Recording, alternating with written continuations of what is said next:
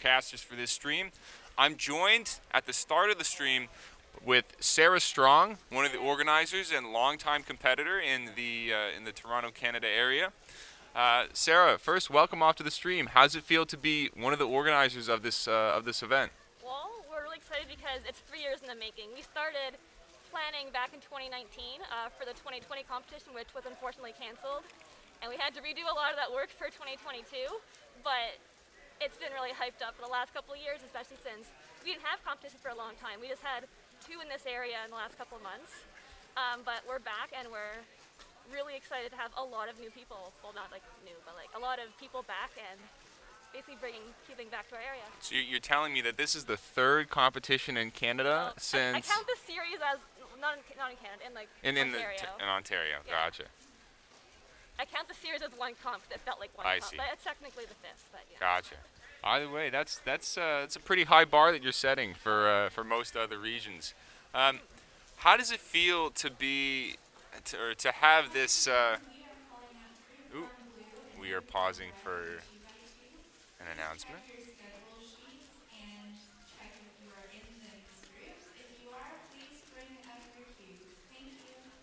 Sorry, we just had one announcement right there. We're starting 2x2 today. How does it feel to have the North American Championship, the first North American Championship, be in Canada? Well, it's exciting because one of the first World Championships was in Toronto in 2003. It just feels like 20-ish years later we're bringing it back. We're bringing back a really big competition from people all over the world. So we were originally planning to do a bid for Worlds 2023. That didn't happen, but we're doing this instead, which is just as great, I think.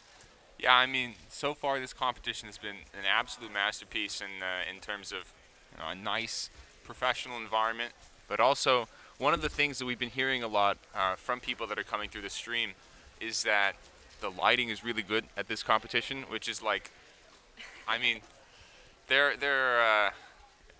it's hard to get a ballroom that works really well for a lot of things and then also has great lighting. Yeah. So well, Jonathan's the one who found the venue and booked it, so thank him for that. Yeah, well, shout out John Esperaz as well, and all the other organizers at this competition.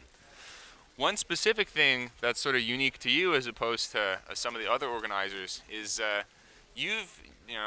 organizing is not sort of your only thing. You're also known for inventing and advocating for a method for solving the SCUBE, and this is even well before it became an official event. Well, yeah.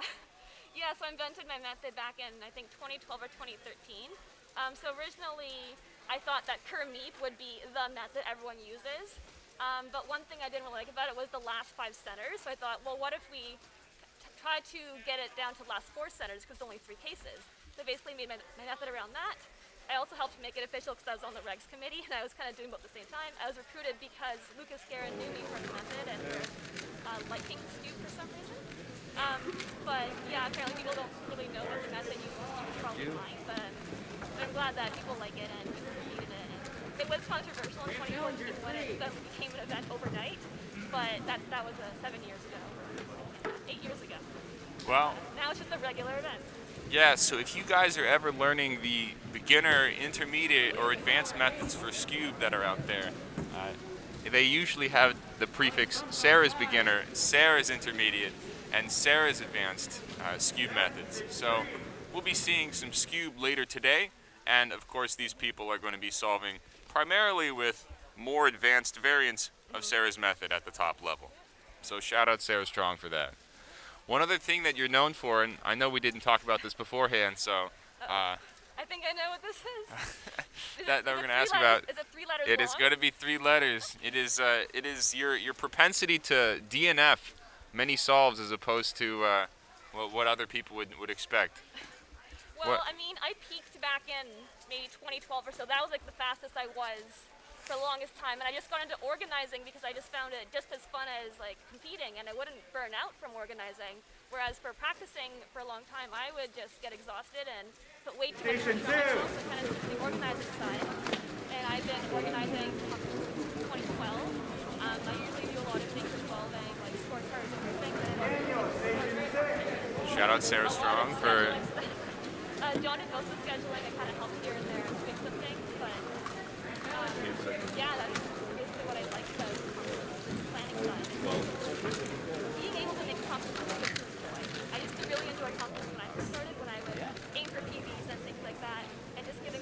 back to everyone who's been enjoyable. Yeah, that's the fact that you say that you don't burn out from organizing. I need to learn some lessons from you, because after doing a competition, I'm always just totally wiped. So I really respect that. But I'm not quite sure if the chat has any questions. Random cube stuff in the YouTube chat is exclaiming that you exist. Can you hear me now? Someone's saying I'm too quiet. Because your microphone is here. Oh. I'm going to bring her up a little bit. That sounds like Maybe a... someone can have subtitles later. Yeah, well, I think people will be okay. Okay. Is there anything you'd like to sort of say to the stream or people that are watching right now regarding this competition or organizing or anything in general? Basically, if you want to organize, reach out to your local delegates, because they're always looking for organizers, because it reduces our workload a lot. And also just being able to have competitions in new cities that haven't had them yet, instead of going to the same city, so that they're more accessible to different people, different areas. It's a lot of fun.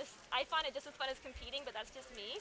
But if you are thinking of organizing, just reach out to your delegate, and they will help you with it.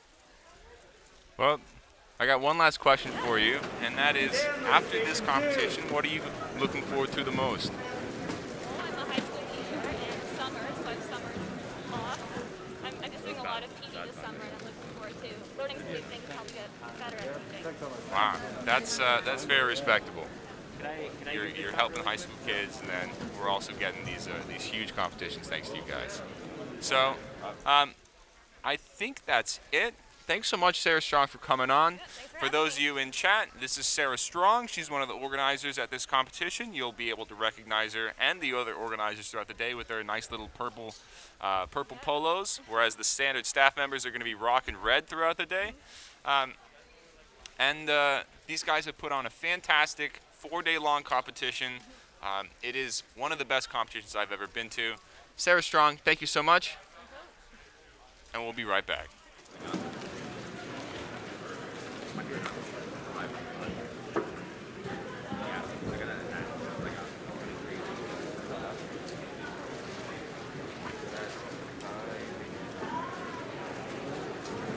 Station 1. Daniel, station 5.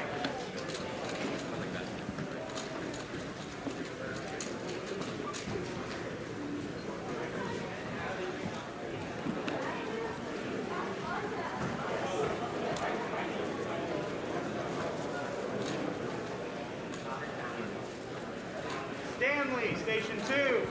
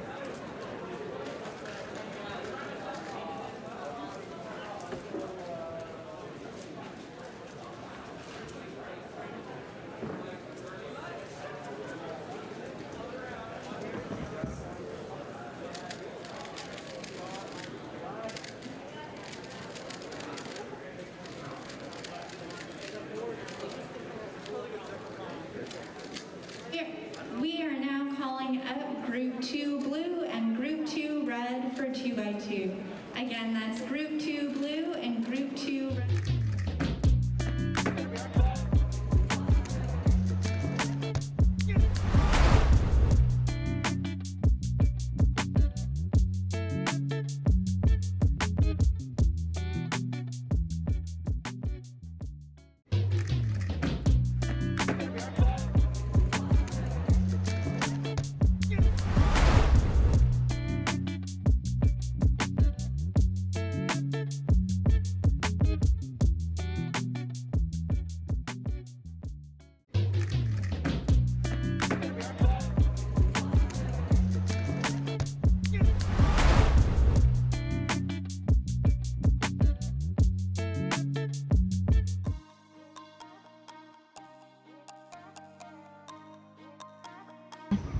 I think that there are several people who could get sub 1 average right now.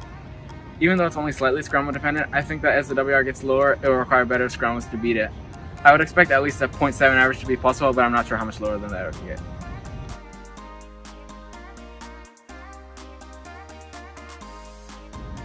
So I've been having a lot of fun with Cube lately because it has many of the same aspects of 2x2 that I like. I think that the current world record average has plenty of room to be improved, and TheCubicle and I both regularly get averages well below the current WR.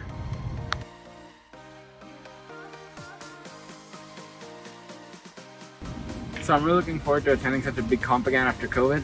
I don't usually like setting particular goals because I feel like that can sometimes add to my nerves, but I'm really looking forward to hanging out with cubers from all over the region.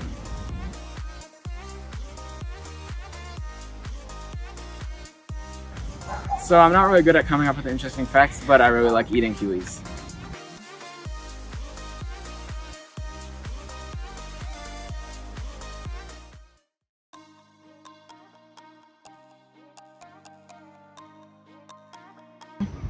I think that there are several people who could get sub 1 average right now. Even though it's only slightly scrum dependent, I think that as the WR gets lower, it will require better scrums to beat it. I would expect at least a 0.7 average to be possible, but I'm not sure how much lower than that it would get.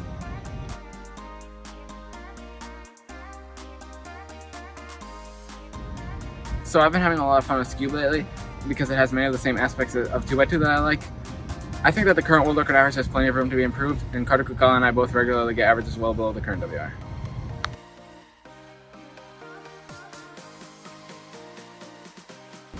So I'm really looking forward to attending such a big comp again after COVID. I don't usually like setting particular goals because I feel like that can sometimes add to my nerves, but I'm really looking forward to hanging out with cubers from all over the region.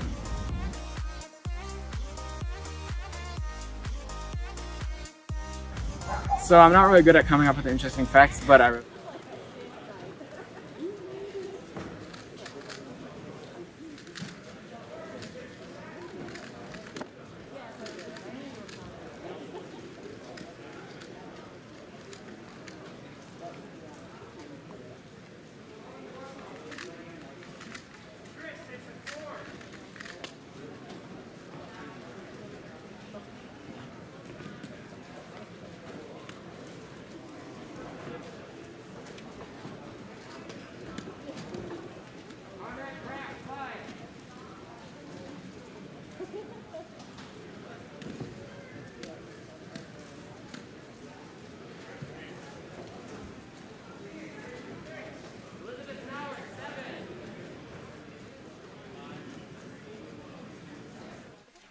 Hello everyone and welcome back.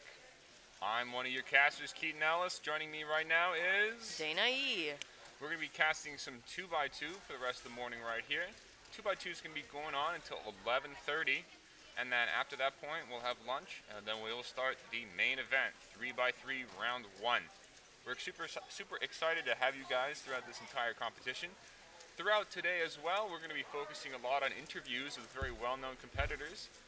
Stay tuned for people such as Kian Mansour to be coming on to be talking about life, liberty, and cubing.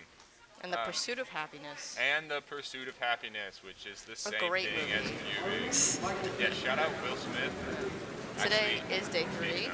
Yeah.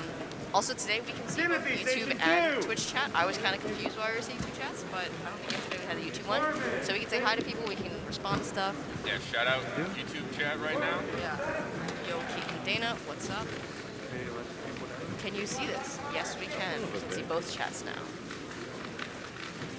Oh, okay, yeah, this is day 3. One more day tomorrow. Should be a fantastic day today and tomorrow. My name... DNA, that would be a funny one. Shout out Michael Nielsen, local cuber from the Virginia Beach area. I bet he drove here, to be honest. He does that kind of stuff. Nice 188. Andy Denny with 381. Does he do 2x2 actively? I think he's sub 2, but I don't Okay. know how sub 2 he is after that. Ashton Jumpias over in the YouTube chat. It is day 3 of North American Champs. So Tomorrow is day 4, aka last day. right, today's Saturday. Yes. No, I haven't done 3x3 round 1 yet. Me neither. I don't have to compete until like 3 p.m. How about you? I don't know. I don't have my name tag. Oh. I'll go get it. Bye, Kian. Now it's just me. Okay, I'm back then. Anyone? My tag was 3 feet away. You don't hear us? Do you want to hear us?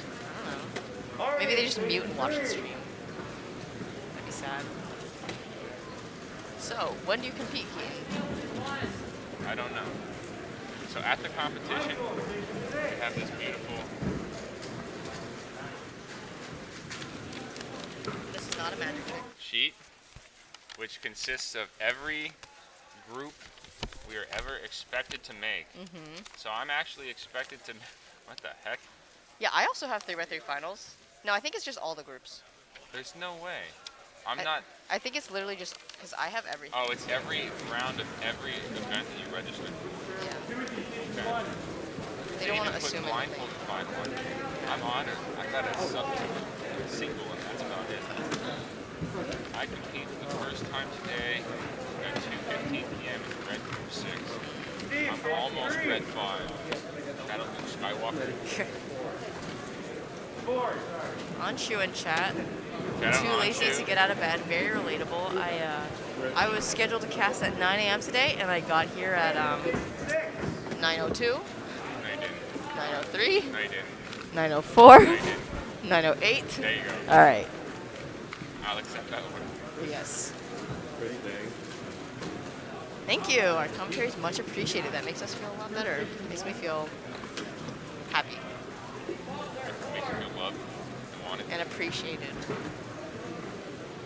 Yeah, I think the only reason we mentioned just Kian, there are lots of fast cubers in 3x3, but we are in Canada, which I said Kian. Kian is, how do you say his I name? think it's Kian. Kian is from.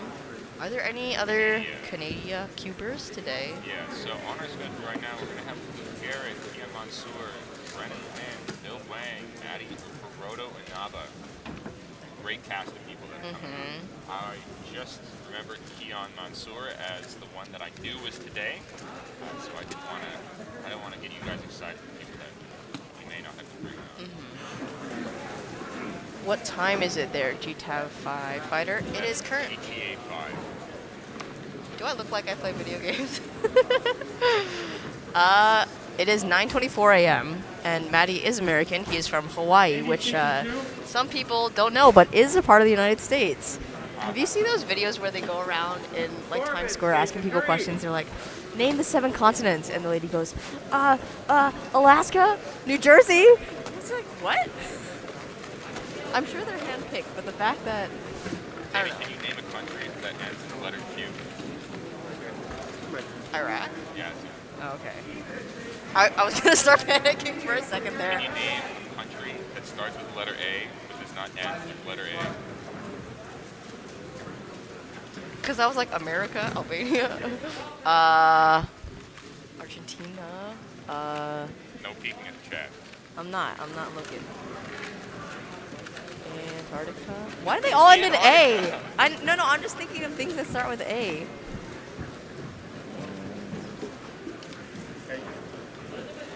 I also just don't know that many countries, to be honest. Afghanistan? There you go. You're cheating. You're looking at No, the no, chat. I didn't. I don't. promise I didn't. I was looking off into the distance.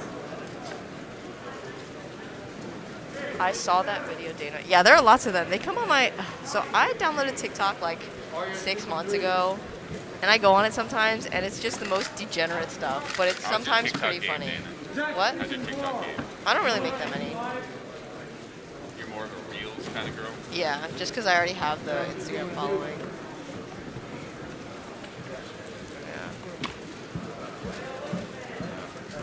I've not been seeing any of these 2x2 songs. I believe that's Michael Nielsen with a 212.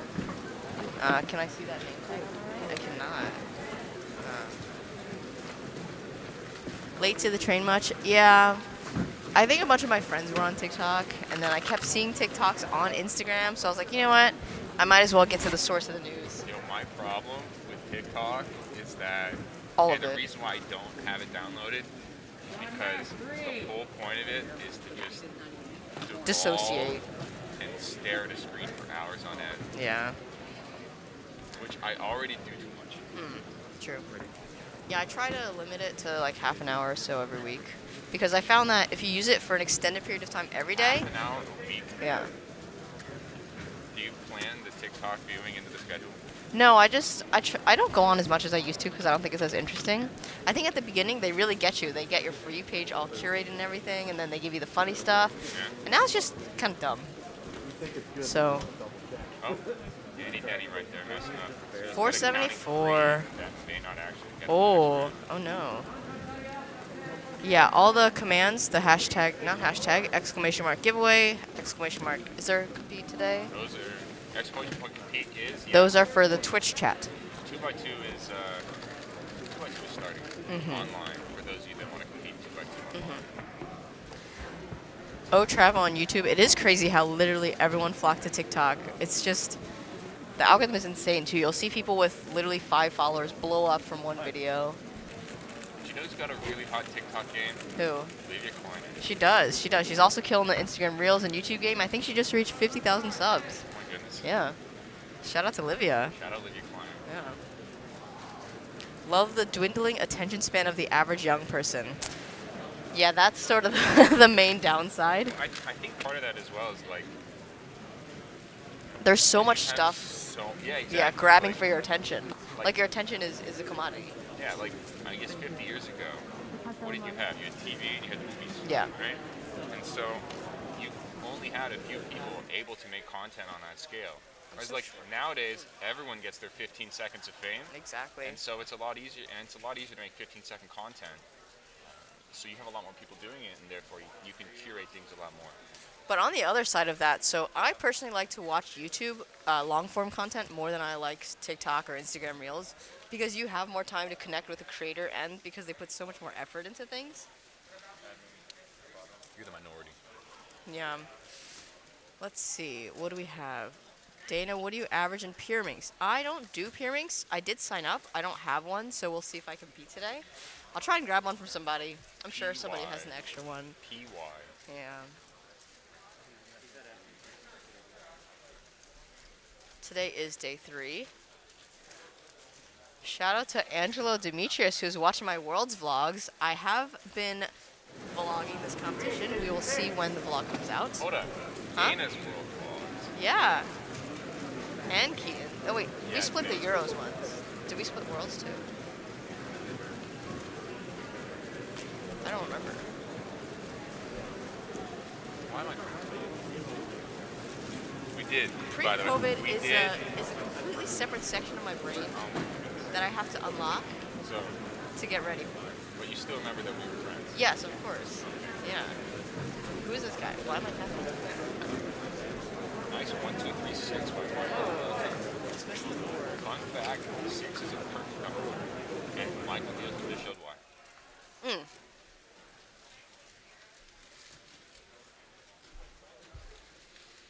Timon got a 185. I'm not surprised. He's killing it at everything he's practicing. Tino has the previous world record after right now. Is it not Timon? No, it's not. I know. We are now calling up Group 3 Blue and Group 3 Red for 2x2. Once again, Group 3 on the blue stage, Group 3 on the red stage for 2x2. Please submit your cubes. Wait, a couple things in the YouTube chat. Vincent Zazalia, do you believe in pineapples on pizza? I personally do. That is my favorite topping on pizza. You can come at me. I know people who absolutely hate and detest pineapples on pizza.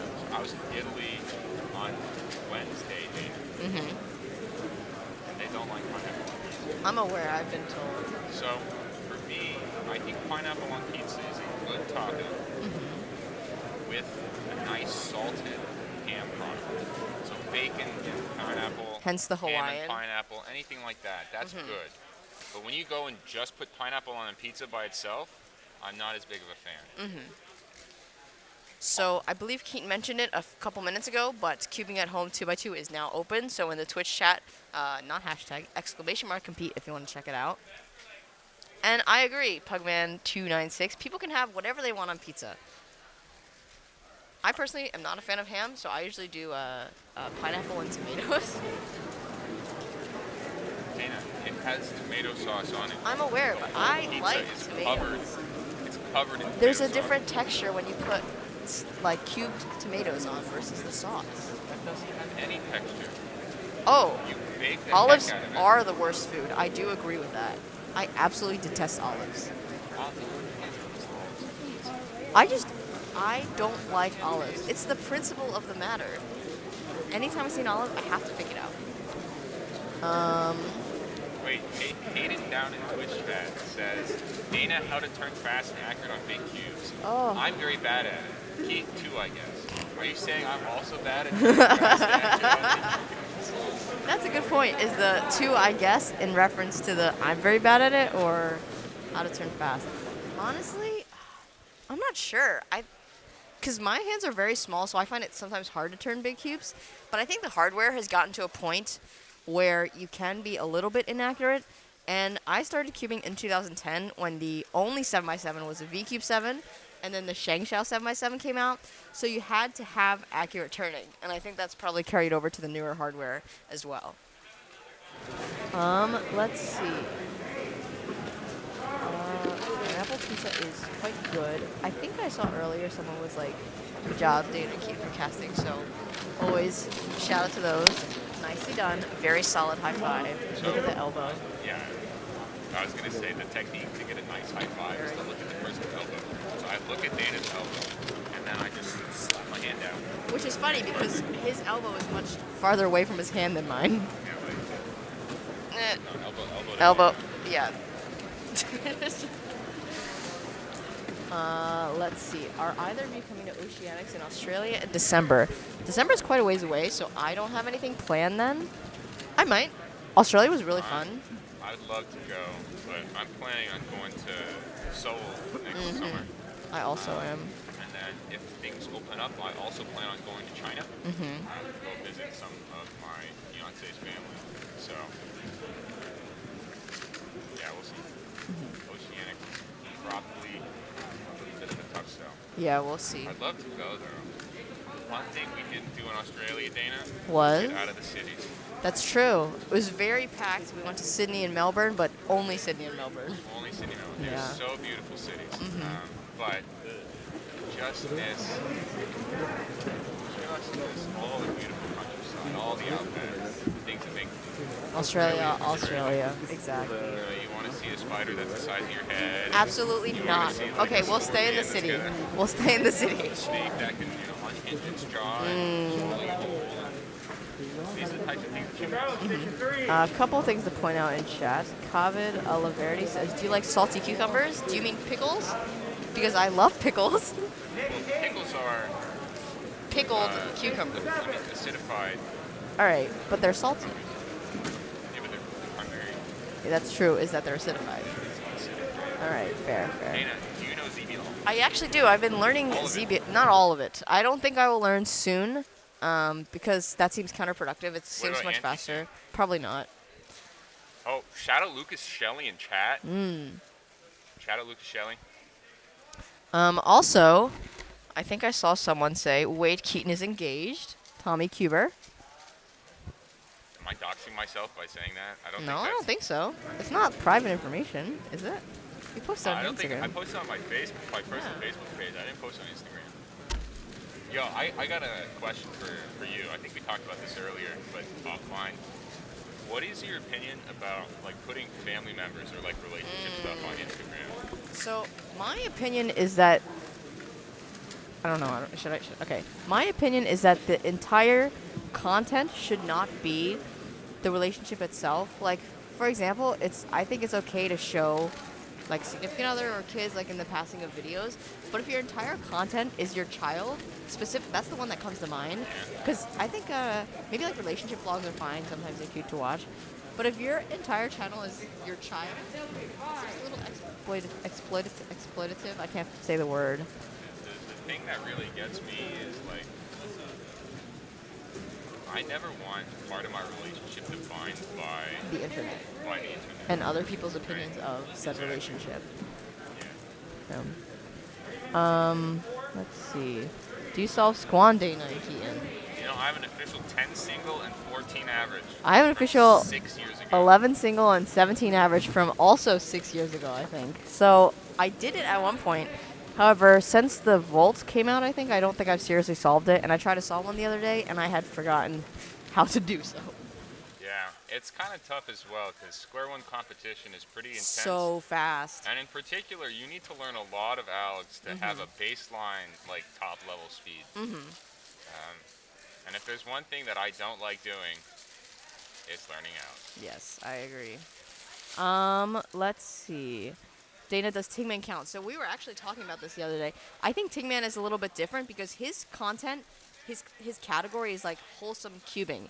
And his kids Also- are involved in that, but it's not like just his kids in the video. Right.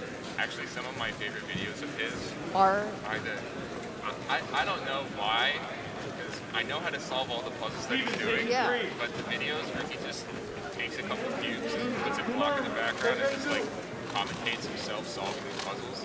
I'm like, I know how to solve a void 3x3. I know how to solve a void edge cube. I know how to solve the void Jing Pyraminx. Yeah. But when you put them all together in a string, oh my goodness, I can sit there watching it for 10 Right, minutes right. straight. 2x2 chat. Nolan's asked, what is your PB for 2x2?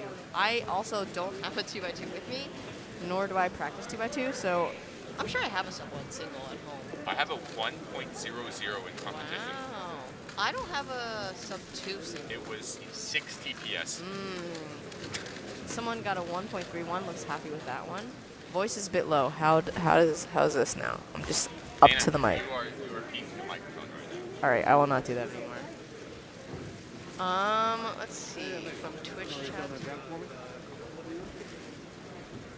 Yeah, I also love watching competition vlogs, even competitions that I've been to, because everyone has a different experience at a competition. So, especially if it's someone I don't really hang out with a lot, it's nice to see a different perspective of the competition.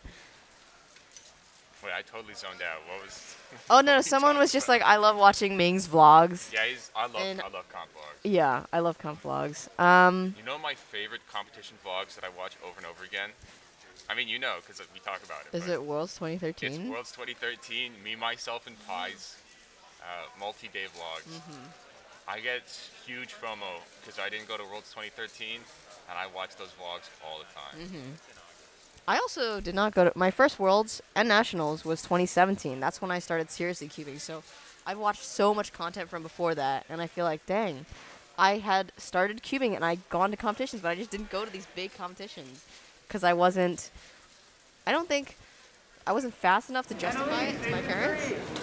Because at that point I was pretty young.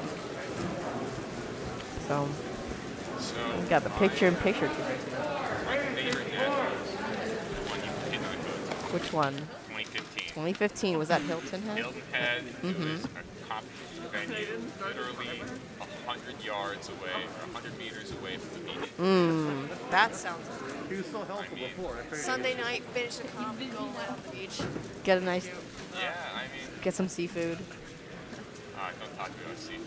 Do you not like I seafood? got sick from seafood. Oh no, oh no. Okay, no sushi then. Yeah.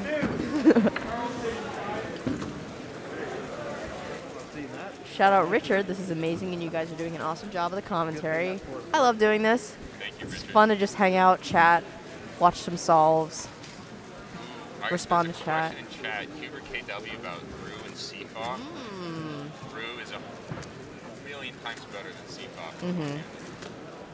And I would Why is that? always, because the last third of the Brew solve is the MU spoon, Yes. correct? What you do to deal with that is normally on two hands. What you will do is you'll just, I don't know, whatever. Most of it will be done with one hand, and the other hand is just doing U's. And really, most of that can be emulated with one hand by just slapping the cue down. And now you're essentially doing one hand with 1.5 hands. So we've got a couple of really fast Rus solvers here. Kian Mansour, first competition in 3 years. We've got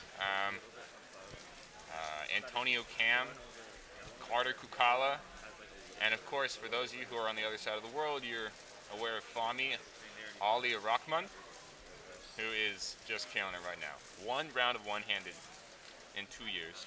Wow. 898 average. Oh my goodness.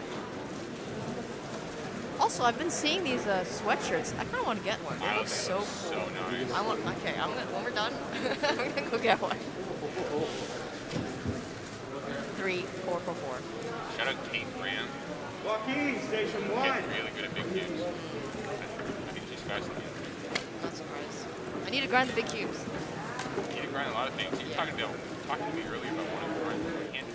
I think one-handed is the one I want to do next because of the events that I suck at. It's the least effort to get faster. That's No. So I'm not saying that I don't want to do other events. I'm saying I need to get it back into the mindset of actively practicing to get better. Because for big cubes, it's just solving, not learning. And one hand, I need to relearn some algs. Because I don't know my G-verbs one-handed or a bunch of my OLLs.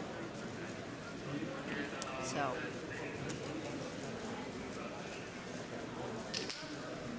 Yeah, Keaton down in chat. Lazero Monkey is going to be coming on later. Keaton's voice is a little quiet. That's a new one. I'm quiet. Wow. Testing. No, it looks fun on my end. Maybe I'm just being extra loud. I'll try and Yeah, tone it Danny, down. you're too loud. Sorry, I'm trying to compensate for hearing your Well, voice you- so loudly. You're not quiet, Dana. Yeah. I don't know what you're talking about. Hello. You're short, but you're not quiet. Thank you, I guess. Anyway, whoever that was on the left, I think I really like the white.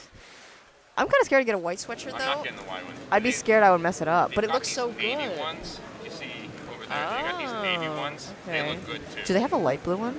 I don't know. We'll see. I hope they have a small size, extra small potentially. So shout out James McDarmid down in chat. Wait, where's? The 6th. Sorry. Ah. Your A3 is going to be starting after lunch. If I remember correctly, that is either 12:30 or 1 p.m. I pull up the schedule. It is 1 p.m. And Dana and I will be casting the start of that. Nice. So shout out Dana for getting up I early in the also morning. would just like to point out. Oh, Group 4 blues. What? We are now calling up Group 4 blue and Group 4 red for 2x2. Once again, that's Group 4 on the blue stage and Group 4 on the red stage for 2x2. Please come up and submit your cubes. You guys ready to do the swap? Yeah. So at this point, I'm going to let Dana go right here. I'm going to be staying on, and we're going to be bringing on Michael Choi as one of the casters. Dana, I will see you again at 1 o'clock. very I wish shortly. you the best of luck on Thank 2x2 you. that you're definitely going to do. 100%. Full bar 2x2. Actually, what group am I in?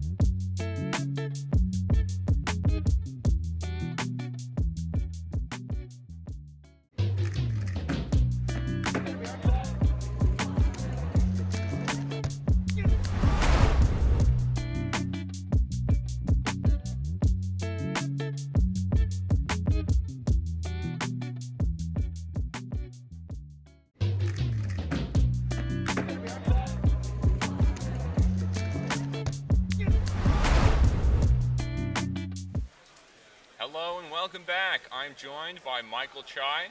Hello, how's it going, Keaton? I'm doing all right. We are going to be tackling the next couple groups of 2x2 right here because 2x2 goes all morning long. And because the rest of our casters are off doing FMC right now.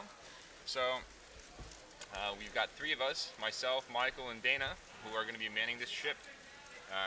And as the team lead, I want to be the one taking the hour-and-a-half long shift.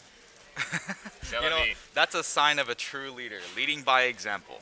He says that I shouldn't call him boss, but I still say boss for fun. Yeah, all right, sounds good. So is this FMC Attempt 3 that's currently happening right now? Yes. Yeah, I'm trying to see what the previous results were, but it seems like people that were doing well, for example, like Kyeongmin Choi, if you guys know him, maybe you know him as Kyeongmin on Twitch or YouTube, but that guy's really good at FMC. I think he had a 24 and a 22. Is he the Megamix guy? He is also a Megamix guy. That's an interesting skill set. I know, it's such a weird combination, but he's also very efficient. Alright, so Maxwell just got a 193 on 2x2. And have you guys seen a lot of people do any one-looking so far? Lots of one looking, but not many low one solves. Not many low ones at the moment. Yeah, it looks like, I think I saw some people that were contending, like they were getting like 1.8s in the first or second group. So right now, the cutoff to make finals, top 20, I believe, is like a 1.6 average. Okay. What do you think it's actually going to be? 1.6? Oh, I don't know. I mean, 2x2 is one of those things where I wouldn't be surprised with a couple DNFs as well with some of these guys. But I would probably say, like, if you're doing like low 1.8, you'll have a shot. 1.6 is just too ridiculous to need for finals. I agree. I think it's going to be somewhere around 1.8 for finals. I do not believe Zane has competed yet. I see no. Zane right in front of me right now, and he is pretty not doing anything. So I assume he's not competing yet. Yes, and it looks like Carter's mom is competing at the moment. Shout out to Lisa Kukala, one of the members of the WCA Executive Assistance Team, helping the board do all this little email stuff that logs down. Wow, she got a 634. She's better than me.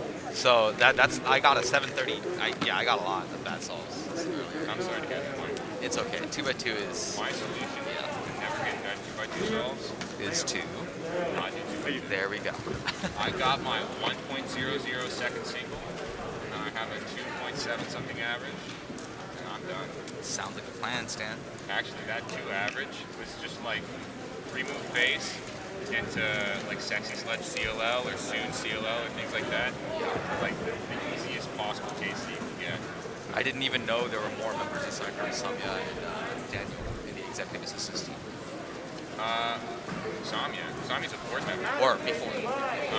Yeah, they just added much new members. Oh, was that even formally announced? I have no idea, but it's on the website. Whoops. Well, okay. Yeah. It's Congratulations to the new board members. and the new executive assistant team members. Yes.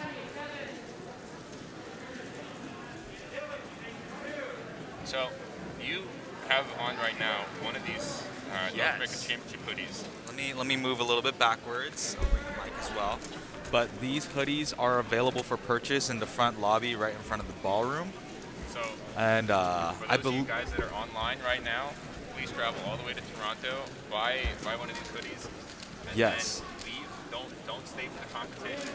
Don't register. Just buy a hoodie and leave. they're very cool, and you know they have that thing where you have everyone's names you signed up in. Yeah, there's. Yeah, separated by country. I couldn't find myself. So in chat, someone says, "Cop me a jumper." You know, I really like the new terms that these kids use. Imagine like, I'm gonna put this on. Is that Oxawashi? Yes, it is. Okay, yeah, 512. Yeah, caught me off a jumper. Imagine like trying to explain this to a non-native English speaker. Right. Just learning English. Like, Right. Actually, I was working with a peer, and then they're in their 40s, and then they have someone that works with them.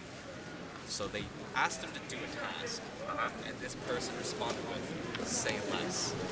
And then my peer got deeply offended and said, "Excuse me, don't say that to me."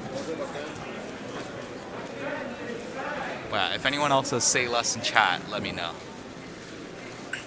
so, do you know what the word "beast" means?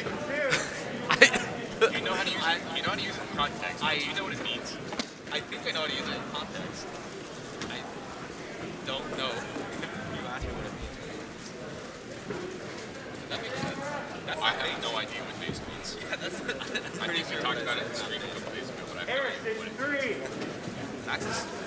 pretty alright average. I see 1.6, a 1.6, and a 1.8 so far. You got a 193 as well. A 193. This is good. Finals bound, pretty much. You have a lot of people from down under in chat right here. Yes. I feel like we should talk a bit about some of these guys. Do you know who has the Kyeongmin Choi record average right now? Dana didn't. I know we never actually answered the question. Simon Kellum? That's what I was thinking. Is that correct? No. I had to guess. Kyeongmin. Oh, Timon? No. No. But he got a 185 average today. Really? He used to have it. Yes, many times he used to have it. Jasper. I do not know it. Jasper Murray. I've heard of that name. So, at one point, I looked him up, and I was like, I have no idea who this guy is. So I go to YouTube, and I look at the average, and I've already watched it. So I'm like, at some point, I had definitely paid attention to this guy, and it went in and out. Right. All right. Looks like Max got Sol 5 right now coming up. Zane Kanani is currently not up. We see him sitting in the front row right now. Pretty sure Zane didn't compete yet. So I've he's not going to be coming up. There's 9 groups of 2x2, Yeah. if I'm not mistaken. So that is a lot of groups. Ready for DJ? Has Zane competed yet? Gotcha. Oh, Zane had FMC. All right, so Max with a 195. That's pretty good. That looks like only sub 2 for Max. Nice average. Right. Okay. Dang, you're right. We got Royce. We got James as well. Dang, there's a lot of people in down under today. A Niren. I don't know. I don't think a Niren's here though. Yeah, so Zane's mom is like almost directly in front of us right now. So we were just asking her, and Zane has not competed yet.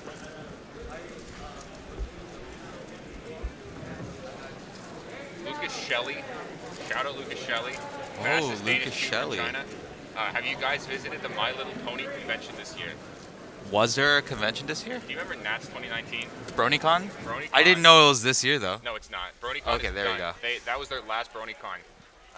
Thanks, Lucas Shelley, for reminding me of that. Dude, that venue was honestly so awesome. It was What? huge. Baltimore Convention Center? Yeah, Yeah, it was nice. I thought it was, I but like this venue more though. this venue is nice. It's definitely not as big, but it doesn't need to be. But you know what it has? Carpet. Oh yeah. The room is quiet. The room is actually very quiet.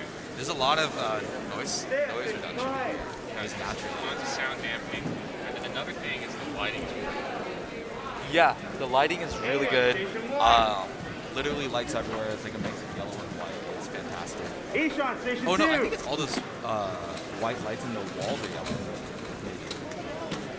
Honestly, I think the lighting is great. The lighting is amazing. There's a little bit of... It does look like there's a +2. I think from my angle, it kind of looks like it's a +2. I estimate +2, but we'll see. We'll see the reaction. But the cube is also like not directly in the right angle for us to look at it. But Good night, James. Good Diamond. Nats 2019 was next to BronyCon. So fun fact, I was on the Nats 2019 team. We were intentionally trying to avoid BronyCon by getting the competition the week before. But the city of Baltimore, where the competition was held, had rented out every single small breakout room in the entire convention center for part of the weekend. And so we need those types of rooms for things like FMC and supplies and other things like that. So we had to move the competition back one weekend. And so BronyCon took up like 90% of this convention center, and it's huge. It takes up like an entire block on Baltimore, in Baltimore. And the like 90% of the venue was BronyCon, and like we had one. And it's a huge room, but we had one room on the side. yeah, I don't even remember what that side room looked like. But that big room was quite big. Yeah, every hotel for a mile outside of the venue was essentially sold out. It was just insane. The staff hotel was more than a mile away. That was just the nearest hotel where we could book 200 rooms. But you know what? Shout out to the org team for getting the staff some lodging. Do appreciate it. It was very helpful. No, like a lot of these things, like it is very helpful. So a lot of that stuff will come in clutch. Very expensive though. Like these things are not cheap. But I think we were talking about FMC earlier. So right now I have it pulled up. Eric and Creech. Eric Creech, he has a 22 and a 24. from the southeast. Kyeongmin has a 24 and a 22, so they're basically tied. And Mark with a 29 and a 22. Mark Boyanowski, if you guys are aware. I think he's a first name basis kind of cuber. If I just say Mark, you'll probably understand. Chris Cheese got a 26 and a 23 as well. Yeah. And then AJ Camel has 25, 24. Is it Walker's is got it really 26, pronounced 24. camel or are you? He introduced himself yesterday on stream as, "Hi, I'm AJ Camel." Okay, then I will start saying AJ Camel then. I have to say Like- Kamal for years. I've been saying Kamal, so I know AJ because he's just so good at Megaminx, and I try to like see who's faster than me and try to watch their solves. But if yeah, I no tried idea to it was see who's Camel. faster than me at Megaminx, I'd look at a lot of people. Yeah. Well, me too. To be fair, I was really proud of making top 100, and then I instantly got kicked out by none other than Stanley Chappell the weekend after. So, you know, it feels great to get stomped on by a scalpel. Don't feel too bad about that one. Yeah, it's pretty normal. How did Megaminx go yesterday, by the way? You know what? I thought my stars were really tough. I think Dana mentioned earlier how Megaminx was kind of scramble dependent. Yeah. Which is like, to a certain extent, yeah, because I didn't think I did that bad in those solves. They were just really, really long, arduous, bad PLLs. And then I was off by 0.5. I had a 48.5 average to make finals, which is unfortunate. But you know what? It is what it is. Yes, scalpel strikes again. It's pretty normal. What's normal is for me to think I'm doing pretty good, and scalpel just doing better. That's tough that you're off by 0.5 to make finals. You know, I had the same thing happen at US Nats. Yeah, it's a little bit tough, but you know, I will retire pretty soon. I'm not that great, but I will make a finals and then I will retire. So that'll be a little goal So for me. my goal is to make finals for one-handed this competition. The last time I made one-handed finals at a major was 2016. It's been that long? I missed Worlds 2017. I missed Euros 2018. I missed Nats 2019. I missed Worlds 2019. Oh I plus 2'd out of Worlds 2019 finals. Well, then maybe I shouldn't retire then. I just got to keep pushing. Just keep going, dude. Dang, you got that many years? Just keep I swimming. guess I just got to keep swinging then. swimming. Thoughts on LML? Are you talking about Leandro? Yeah, LML. Oh, Leandro, I'm assuming you're talking about the world record, He's right? pretty fast. He's very fast. Shout out LML. Shout out Argentina. Okay, group 5 blue and group 5 red for 2x2. We're ready for you, so you can bring your puzzles up. Again, that's group 5 blue and group 5 red for 2x2. I don't think Argentina has a ton of representation in the cubing community. So. Patrick Pons. Yeah. Argentinian. He's Argentinian American. Argentinian But American. He's Argentinian. He's pretty proud of his heritage, and if you see on Instagram, he'll definitely be pretty happy about his fellow Argentinians. Oh, gotcha. There's also Manuel Guzman. Yeah, he's here. Yeah, Yeah, I think he just got South American record for blind. Yes, it was a 19.08 blind mean of 3. Yeah, so congrats to Manuel. Shout out Manuel Guzman, and then LML. So Yes, congratulations. Let me see. I think how is the Megaminx grind? It's all right. It's not too great. I didn't even realize that we had YouTube chat up. Oh, Guido Di Pietro. I forgot about Guido. Shout out Guido. Oh. Let's see. Also, the Cube Hackers on YouTube chat. Zane is not going. This is 2x2 Group 5. Zane Kanani will be going in 2x2 Group 8. We heard it from his mother himself. Oh, he's confirmed Group 8. Shout out the Kanani family. Hopefully we'll be able to catch that. Dude, there's someone from Greenland. Oh my God, Greenland would have been a part of North American champs, right? No, they're Danish. Greenland? Greenland's Danish, right? I mean, they may be Danish and in North America. I'm not quite sure how to. I sound really dumb right now. No way. Is Greenland North America? No way. Okay, so Greenland is North America. You should definitely have joined this comp next time we hold North American Wait, champs. so is Greenland's not a country in the WCA though? No, because they'd be under Denmark, right? Maybe. I don't know any Greenland cubers for sure. Like I don't know I've never it's seen like population 50,000. Yeah, I don't. Shout out King Awarsa, like the only person I know from Greenland. I think this is a legitimate question, King. Are you a cuber? I mean, you have to be. He's but literally spending his morning on Saturday morning watching a cubing stream. Wouldn't it also be exciting if he wasn't a cuber though? Would you spend your Saturday morning doing this?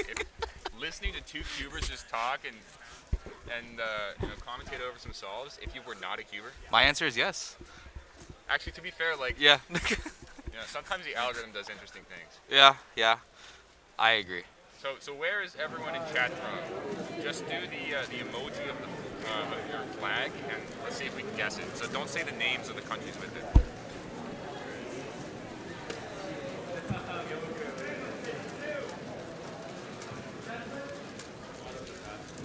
So I see Australia or New Zealand. I don't remember which one. I see Malaysia. I'm not a Australia, Malaysia.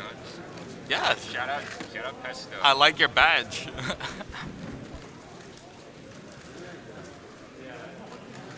Oh, New Zealand. New Zealand. So we got Russia. What is that? Is that? Oh man, if I guess this wrong, is that Vietnam? Oh, there's a Russia. There's a Taiwan. Oh, oh my God! Taiwan. I did not even. South Africa. I should stop here. Lucas Shelley. Oh, Yan Chen Zhu just went. He's pretty fast. Oh, was that him?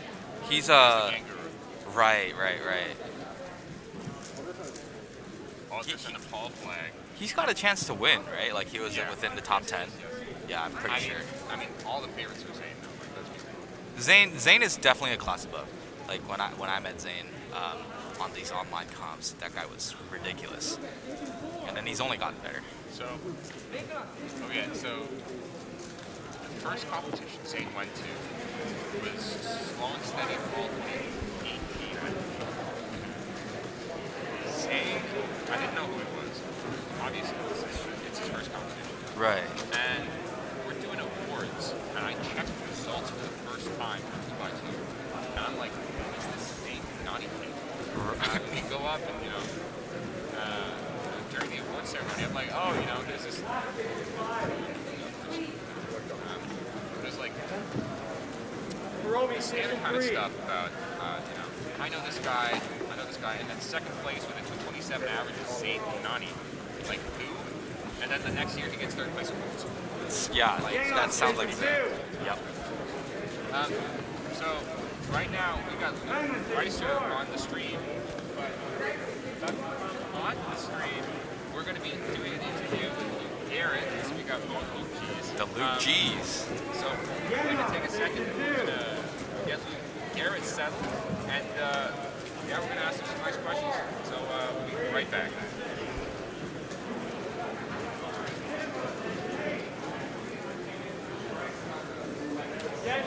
Station 1.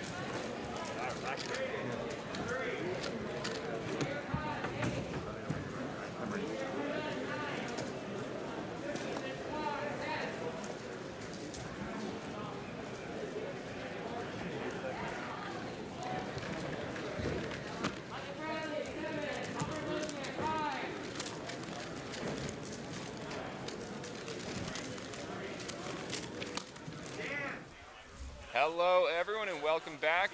Michael and I are now joined by Luke Garrett. How you doing, Luke? I'm doing pretty good.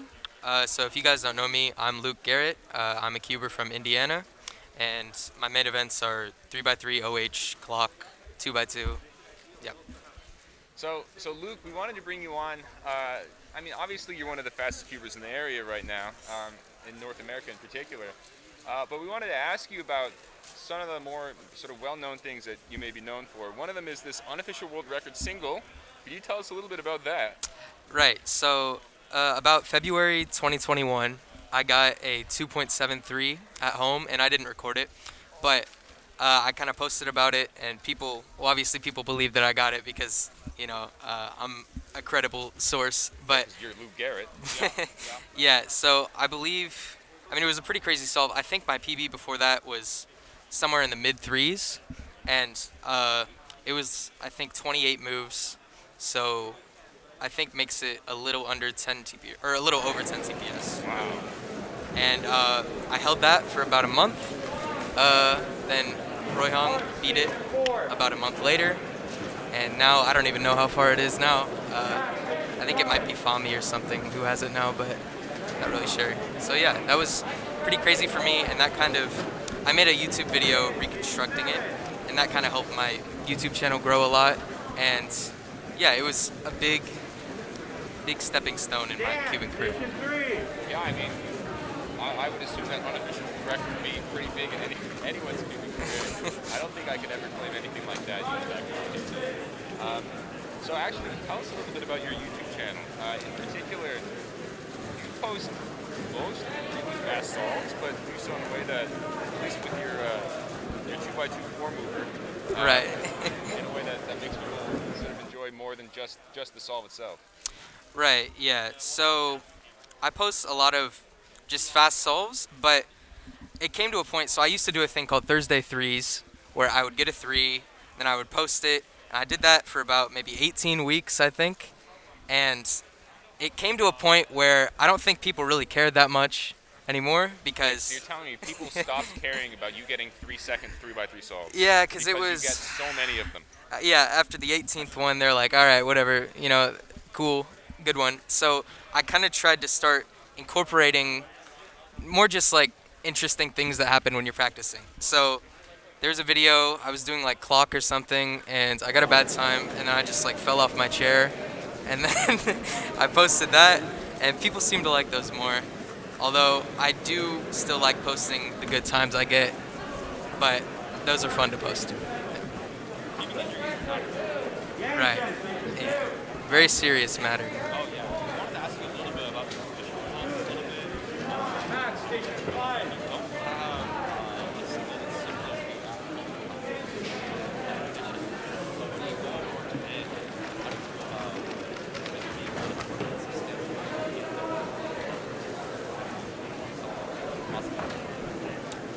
Yeah, so I believe I have, 7 sub-5s, but I'm at, my best is 4.75. And I've got a lot of really high 4s, and just in that range. And I don't know, I would like a low 4, maybe sub-4. That would be really cool. But I kind of just need the stars to align in a way that, I don't know, maybe a PLL skip, maybe something. Or maybe just a really nice full step solve, but yeah.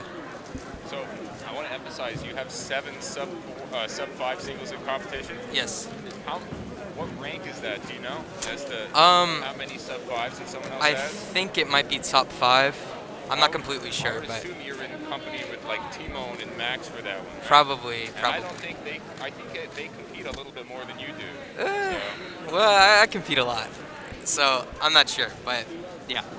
And I'm also getting up there in like the amount of like sub-7, sub-8s too. I've seen my name on that stat sheet before, but competing a lot and living in a region, obviously the Midwest, I've got a lot of places I can travel to, and it's not that far of a drive. And what's not that far of a drive for you? Well, you know, for a Midwesterner, it might be different than an East or West Coast kind of. Might be a little different. So we'll usually go probably as far as like 7 or 8 hour drive, but usually it's in the maybe 3 to 5 hour range. And I'm 16, but I'm not driving yet. My dad drives me, so shout out to him. But shout out shout out Brad Garrett. I have to say shout out Dad. Shout out Dad. Yeah. And so yeah, he drives. I sleep in the car. It's a pretty nice arrangement we got. And yep. So tell us about also your event sort of mix. You're good at 3x3, but you also have top 10 results in one-handed and now clog. Right. Obviously, I get one-handed. Those are fairly similar events. But why clog? So yeah, 3x3 and OH, obviously. So I practiced 3x3 for most of my Cuban career, and then OH was sort of just a byproduct of that. I never really practiced OH that much, but I don't know, maybe just my turning was good and just let me get good results. Clock is an interesting one. I only got into it this year, so for the past few years, and obviously with the Chi clock, it's a little bit faster times, better than any other clock before. So I was kind of in like the 7, 8-ish range, and then in about, I think January this year, I started practicing just because I thought it was pretty fun. And then I believe around March, I got a 6.4 average. And In competition? In competition, yeah. And I messaged Max Shao about this accomplishment, which was better than his clock average officially. But the problem was he was competing in clock that same day, and then he beat it. So when I got home, I practiced a lot of clock, and I think about a month later, I got a sub-6 average, which beat his average. And then I think my skills were already kind of developed at that point. I kept practicing a bit at home, but I'd already beat him, so my goal was kind of already met. And that kind of put less pressure on me in future rounds. And then about a month ago, got into a clock round with very easy scrambles, and I was able to pull off a 4.65 average, which... Ninth in the world? Ninth in the world, yeah, still ninth in the world now.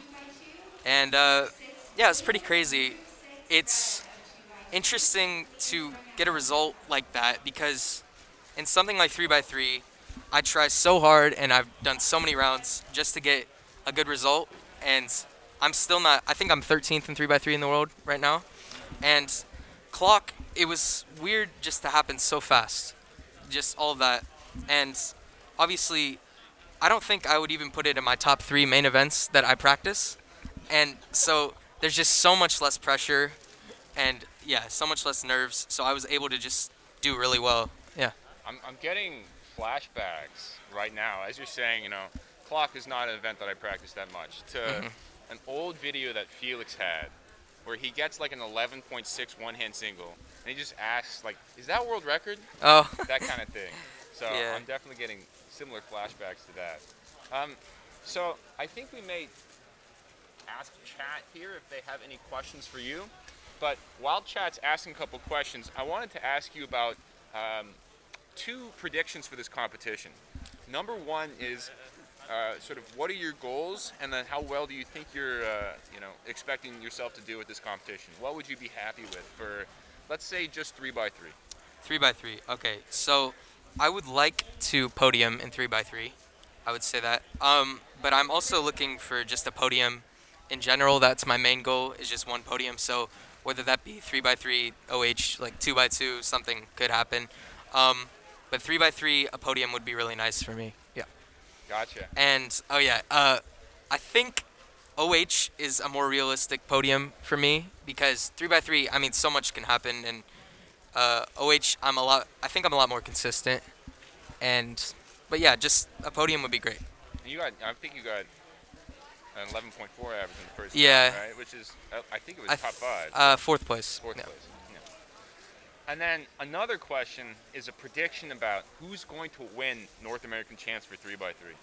So I think that Maddie's gonna win. I wasn't quite sure, and then he got that insane average at Northeast Champs like a month or 2 ago. 523, right? 523 plus 2 out of like sub 5 or whatever, and like I watched the video for that, and I just saw his turning. And I was like, I mean, like I can't compete with that. Like it was the first time in a long time that I've actually been like amazed watching someone solves. Like and it was a really weird feeling. And I was like, all right, I was pretty positive at that moment. I think he's gonna win. Wow. So you're hearing this from someone who is 13th in the world, watching Maddie Kuroda Inaba, which in my mind is like, you guys are both mid Monkey League, you both have made plenty of viewing at home finals during quarantine. I mean, those are both fantastic. And you say this about Maddie, like, that's kind of crazy. But I'm gonna take a second to look at the shot.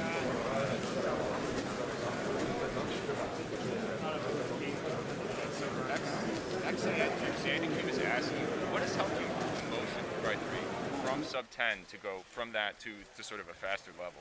I'd like to hear this one as well, because I've been stuck at 8-second average for a couple of years now. So for 3x3, I would say get efficient F2O and just OLO and PLO, and that's pretty much all you need for some really fast times. So thing about me, I barely know any ZBLOs, which is probably surprising to a lot of people. I've been trying to learn more recently, but I think just a combination of my F2O and just my look ahead over time has just improved. And I've done really nothing specific to improve, just a lot of practice. And just good look ahead, efficient F2O, OLO, PLO, that'll get you very far. I do have a question, like a follow-up question to that a little bit, because this is something that I'm personally stuck on as well. I'm sure many people who are watching are also stuck on it. You highlighted that OLO, PLO, like that's all you need. That's definitely like 100% true. Do you have the capability to really know what your PLO is going to be exactly? Did you running practice that time of look ahead, or did you do some repetition, practice, builds? Where are you at in that stage? Okay, so I think for a lot of the OLOs, I'm not completely sure because I didn't learn this. Like, I didn't look at the case and think, okay, here's these stickers. If I do the OLO, it's going to be this. I just kind of know. Like, after so much practice, I can just kind of figure it out. Like, I was talking to Brian Johnson, he's another cuber here, and he was watching me do a solve, and then I did an OLO, and then I just went straight into the PLO, and he was like, oh, so do you know the recognition for that case? And then I was kind of confused, because I was like, no, like, I'd never learned anything like that, and I think it's just enough practice on enough OLOs, and you kind of just can figure it out. But, yeah, and that's not great advice, but, you know. So I think the recommendation here that I'm getting is just do 100,000 solves. Right, yeah. I've probably done more than that. Just do 1 million solves. Right. Do 1 million solves. 1 million solves is good. Yep. Yeah, that's a good lower bound. But yep. Luke Garrett, it's been an absolute pleasure to talk to you. We don't want to take up too much of your time. Thanks so much for coming on for this interview. Yep, thanks for having me. A lot of great answers. I hope Chad has enjoyed this as well. You guys can check Luke Garrett out on YouTube. Yep, Luke Garrett is my YouTube. Instagram, Luke Garrett Cubing. So that's where you can see my cubing content. And Luke Garrett, we wish you the absolute best of luck in 2x2, 3x3, one-handed, and everything else that you're competing in for the rest of this competition. Thank you. All right, we'll be right back.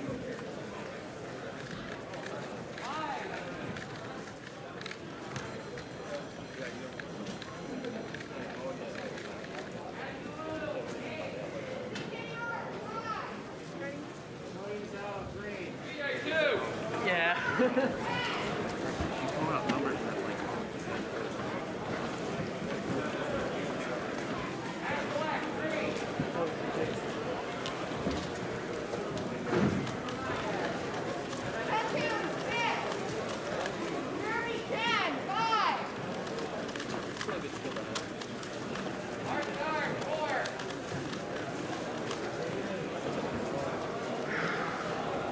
We're here, 4.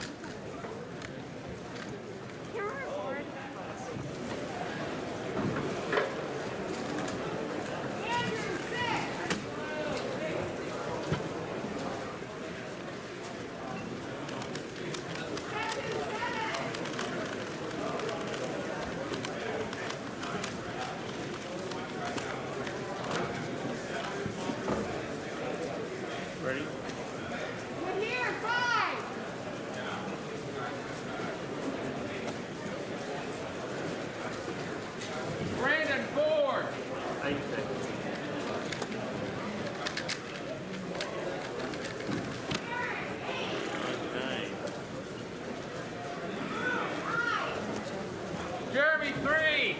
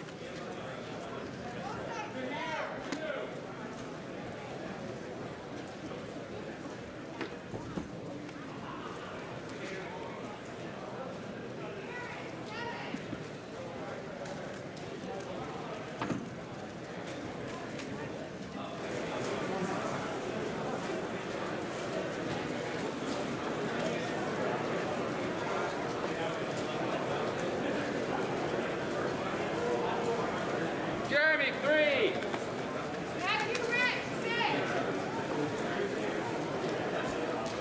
Well, Jeremy didn't even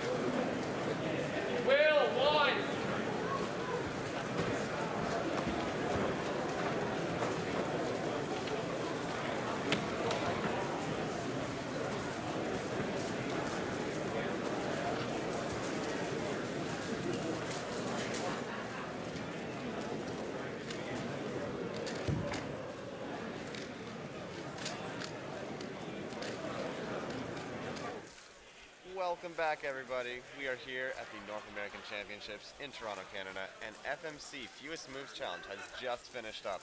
And I am surrounded by podiumers right now. On my left, we have Kyeongmin Choi. Please introduce yourself. Tell us about yourself. Hello guys, my name is Kyeongmin Choi. I'm a speedcuber from Southern California. Yeah. And how did you? You forgot to mention how you did in FMC. Apparently I won.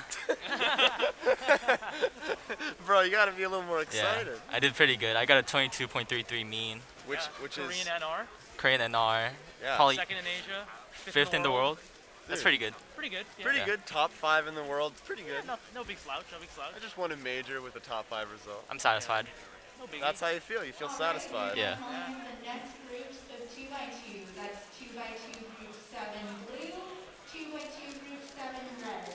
Again, group 7 blue, group 7 red for 2x2. Please submit your cues. So, on my right, goes without saying, but we'll say it anyway. We have Chris Shanathwani. How did you do in FMC? So I got a 23 on the last attempt. I got a 24.33 mean, so I lost to Kyeongmin by a solid 6 moves. But Damn. But I got 3rd place, so I'm very happy about that. 3rd place. Someone in the chat is asking what Kerry got in his last solve. He got a 25, so that gives him a 23.67 mean, which makes him the North American champion. Yep, he's second. He's 2nd place. I'm in 3rd place, and Kyeongmin obviously in 1st place. Yeah. How are you feeling after you found that 21 on the last solve? I was honestly really nervous, but I got really lucky with the 21, which made me feel very relieved because I was really nervous and I didn't have anything good until I found the 21. All the good domino reductions I had were 12 moves or longer, so yeah. Yeah. How long did it take you to find the 21? How much time do you have left? I had 35 minutes left when I found the 21. You were like locked Yeah, you were in. chilling. Yeah. You could just sit there for 35 minutes. That's Yeah. so nice. Yeah. Did you just sit there, or did you end up leaving? No, I tried to find better solutions. I actually tried blocks for the first time in a long No, time. I tried that too. But- Because I have my 23.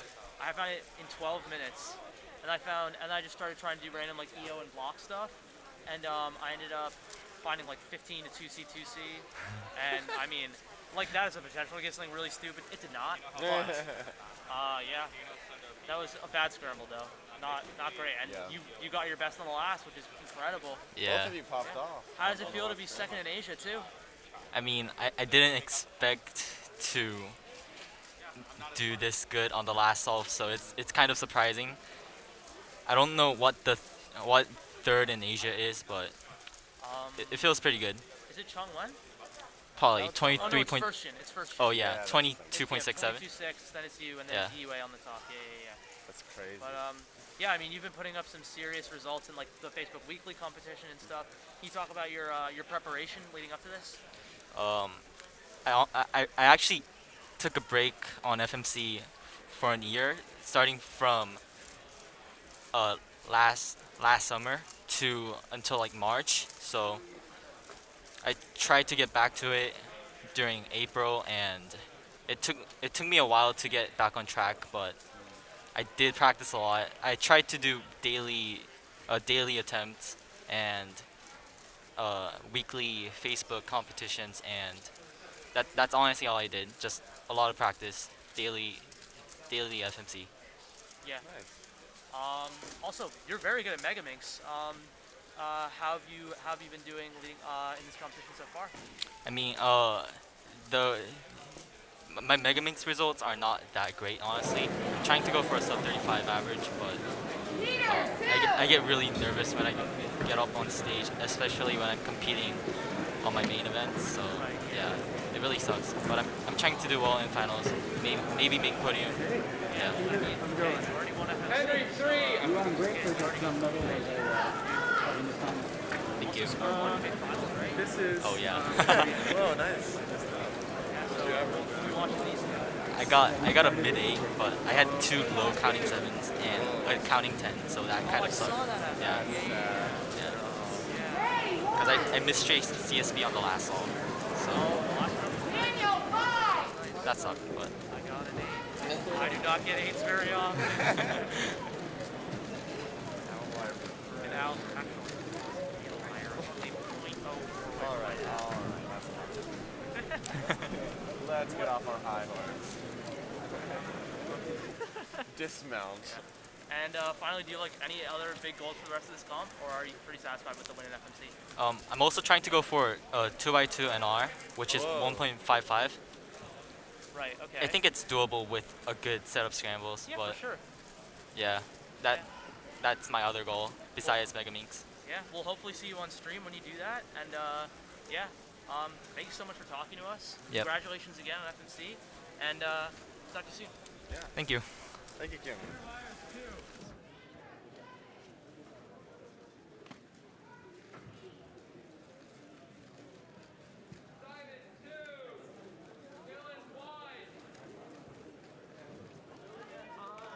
You know what? Terrible first solve. That's fine. That could be the next one.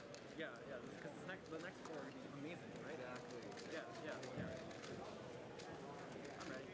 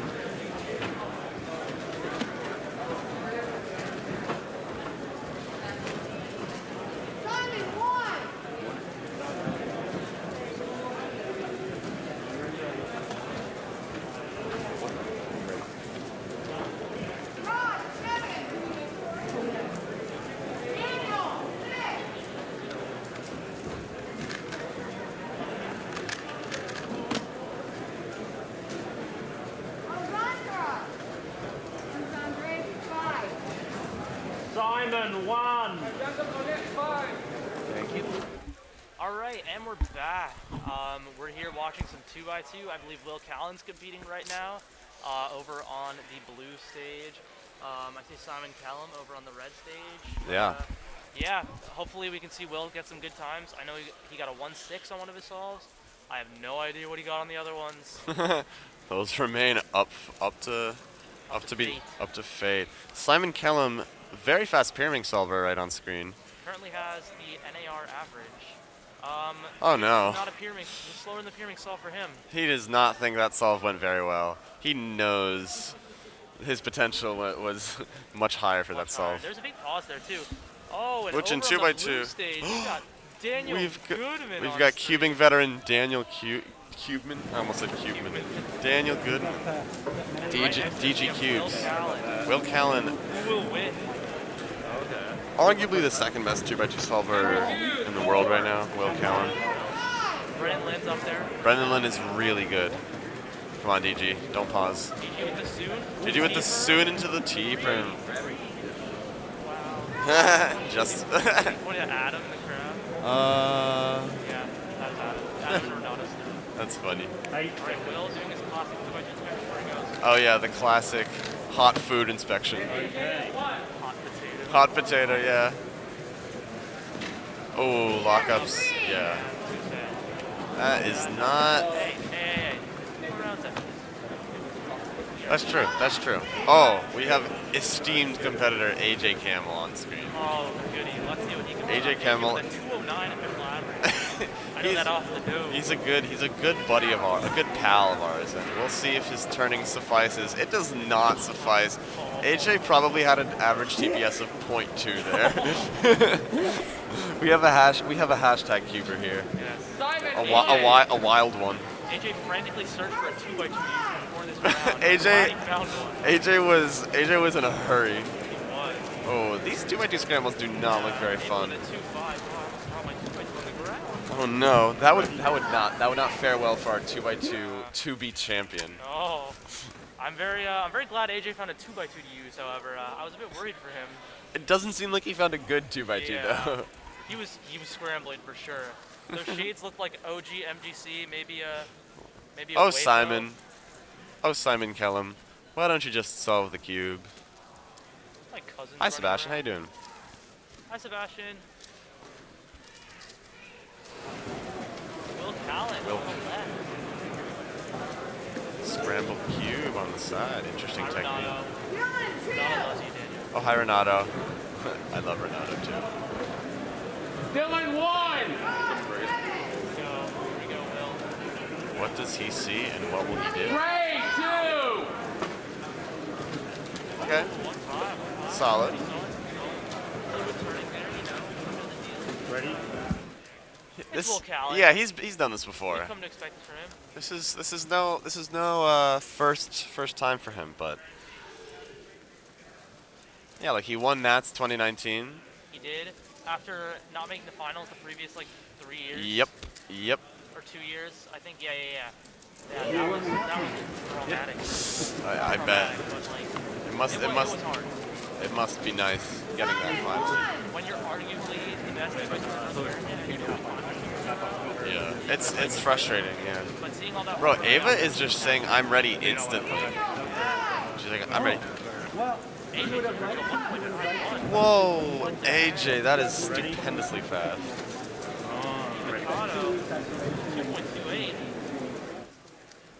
I think it's safe to say that these scrambles are not that great. I wanna see what happened on that AJ 1.5 though.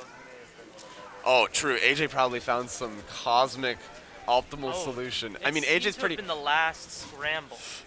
So. Yeah, say it louder, Krish. Megaphone. Hello, everybody. Announcement: the 5th scramble of 2x2 is bound to reap something great. I don't follow sports.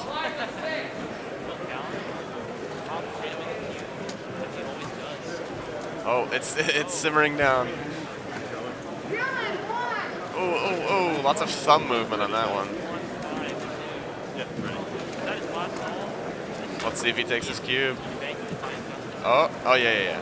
He's Ava. The Kevin Hayes inspection method. I cannot solve elbows on table. I like what? Ava, what happened there? She's like, I could have done better on that.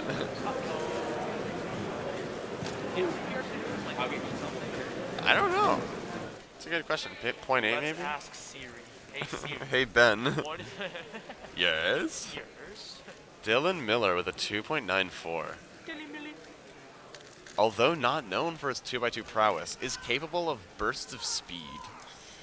Unironically though, Bro is good at Mega Minx. He's been going for sub 40. That is quite good. Did he get it? I don't think so. But I think he will. Someday. Do not know who that is, but he got a 3.24. He's on staff. He's on staff. So shout out to him, bro. Shout out to all the staff. They're so awesome in Epic. Yes, they make the comp literally happen. Yeah. So. Wait, oh, I was just about to say, why is he competing? And then I realized there was no staff comp today. Which is why The staff are competing. 2 groups. Yeah, we will. After Simon group. Kellum with a 129. Whoa, Simon. That's the fastest time we've seen on that scramble thus far. He's balancing his average out.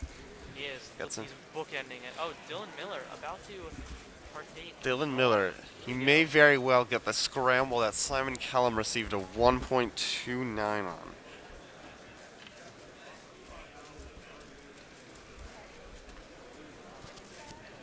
Daniel's Tim Hortons has arrived. Oh, yeah. In case you're wondering what these guys are. Keenel is so gracefully getting the food. This is so amazing.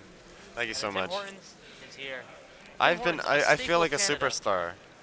Tim Hortons is very near the competition venue, which makes an easy trip possible. It's quite possibly a hallmark of the Canadian experience. It's a trademark of the Canadian way. And the maple and to be country. honest, I don't think it's safe to call yourself a visitor or tourist of Canada if you have not tried the staple Tim Hortons. Yeah, it's so true, so true. I mean, unless there are dietary restrictions that bar you from access. Calvin's looking at me with laser eyes. I need to show you my diag soon. Can I show you my diag? Once again, the next groups of 2x2. Is that what you do for diag soon? No. I was about to say, I was like, you don't use Mr. Algo? I do, for this? No, for this one. Oh, I don't do that. No, I don't know how to do that. Wait, chat. No, I actually do. If you were learning CLL, be sure to use the diag soon that starts with R prime F. R All right. Lecture. I thought you were good at FMC, not 2x2. I'm actually top 70 in the world. What the heck? So be you, I believe. Hey, I didn't ask. Actually, I did. Actually, you did. I quite literally did. Quite literally. Tim Hortons is the ultimate coffee stop. It is also the ultimate donut sandwich. All right, I feel like we're like being sponsored. We're like being paid to. We're not. We actually are. Brand deal. No, that would make the stream. Anyway. Okay. Also, we need to take a minute to talk about a competitor who I feel quite serious about. Oh. His name is Sanjeev Nathwani. No way. Otherwise known as my dad. He's in the I was next gonna group of say. 2x2. I was gonna say that last name rings a bell. It does. He's competing in 2x2 and 3x3 today. Do you think he's gonna show up on the big screen? I really hope so. I feel like. Oh, Zane is going. Zane is going. Zane is going. Oh, okay. We Zane should over on switch. the blue We should stage. switch to Yeah, Zane. Zane with a 108. 108. Okay. Not the worst thing to miss. But here's Kyeongmin. Oh, okay. We were just on. Yeah, he was just on stream. The winner of FMC. He's apparently going for a Korean and Hey, we're gonna see. Yeah. So if I believe. It's funny how given a decent set of scrambles is true for pretty much everyone except Zane. Zane doesn't need good scrambles. He can just get world record on like mid scrambles, and he's gonna learn full 2x2. Kyeongmin is not a good start. For Zane, yeah. For anybody else, no. Zane posted like a .8 something average at 12 the other Yeah, day. he's nuts. I was quite flabbergasted seeing that. Luke Garrett. We got Luke Garrett, clock and OH extraordinaire. Also has a 1.4 official 2x2 average. He's quite speedy at 2x2. Yeah, top 50 in the world, I believe. Quite. Also, his phone tripod is something to note. It looks like silly I've putty. used that before. Looks like silly putty. Oh. Luke Garrett recently learned. 1.62. He recently learned EG1. I believe a couple months ago. He does not seem to personally approve of that time. Yeah. I mean, I believe he averages around 1.5. Olivia Kleiner over on blue stage getting a 5.56. I was like, what did she get? Well, you know what? Hopefully she can slow and steady wins the race. Oh, it's so true. Whatever happened to slow and steady comps? Wait, there was one. Never mind. Zane coming up on Thursday. I think Chris McKee has the name of Trips. Alright. That is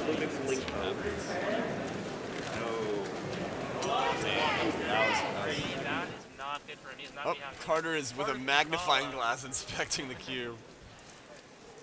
Oh. Whoa! I mean, Carter's pretty good. He's DNF'd out of some good stuff. Yeah. Every time I see Carter post the 2x2 Cubers Facebook group, I can guarantee you it's gonna be like 1.2, 1.2, and like 7 counting. Like literally every time. That's so funny. Oh, Tommy Cherry on the left. Tommy Cherry also has a 1.4 Thomas Cherryler device. He is also the current world record holder for 3x3 blindfolded single and knee. Wow. And knee. Let's see what it can do to this pocket cube. Oh, a 1.45. I mean, one. What am I talking about? Are you kidding me? Katie Hall and unknown staff. So shout out to this dude doing his apron. Oh man, that is amazing. Zachariah! Oh no, I was about to say how fantastic that apron was. I think he heard it. Oh, not Sanjeev. Actually, yes, Sanjeev. I really hope he can pull off his sub 43 by WCA board member and delegate, longtime veteran cuber and sub 7 on average 3x3 solver, Blake Thompson. Blake Thompson. Zachary Oaks with his Tim Hortons. Wait, he's got the. Wait, is that the Tim Hortons that's for me? No, Tim Hortons is right No, there. but where's my hot sandwich? Where's my bagel? That's not a bagel. Yeah. Yeah. So once he figures out his 2x2 situation, We need to give him a stern dogging too, because I think he messed up. we need to give him a what? Stern dogging. That's kind of inspecting. Well, we'll let you guys know. Doggies are all for you. Carter 0.86. Carter 1, Luke 2. Yeah, I know that.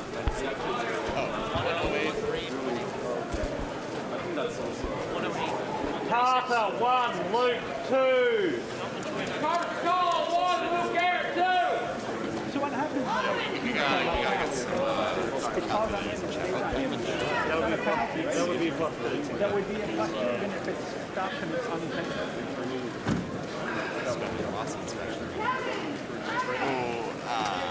That does not look like it's going to be NR for him.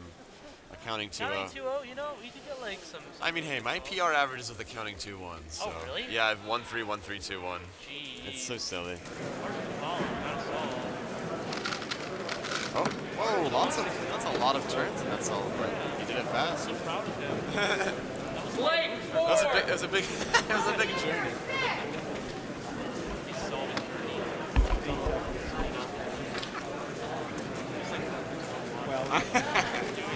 John Hartman. All right, Luke.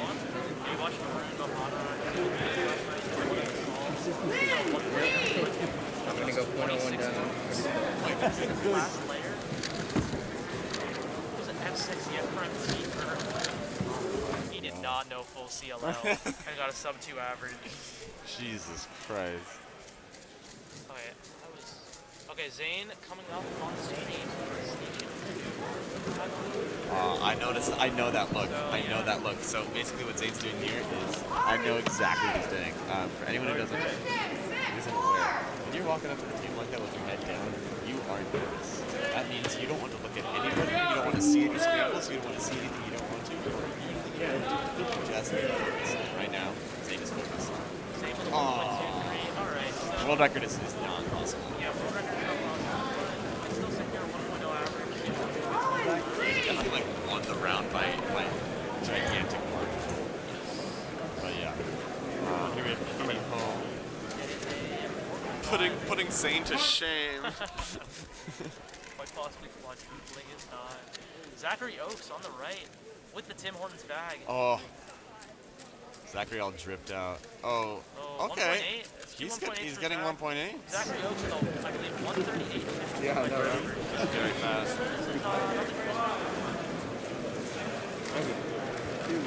Olivia with a 2.5. Carter going up right now. Lock up, but still a 1.9.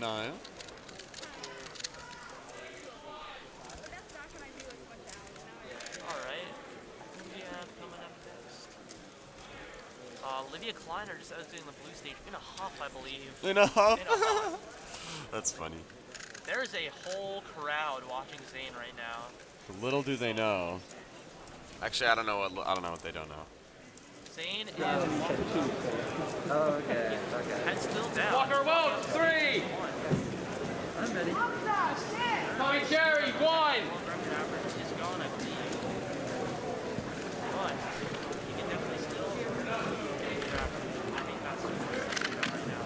He's secured. John Hartman 4. Okay. I don't know. I was just gonna sit. Walker Welch 3. Kyeongmin Choi sitting down. Yikes. Thank you. That's like a 1-2 average. Yeah, that's tight. They'll probably win the round. Yeah, definitely. Luke Garrett 2. Oh! Tommy Cherry, the 1.9. Big cube drop.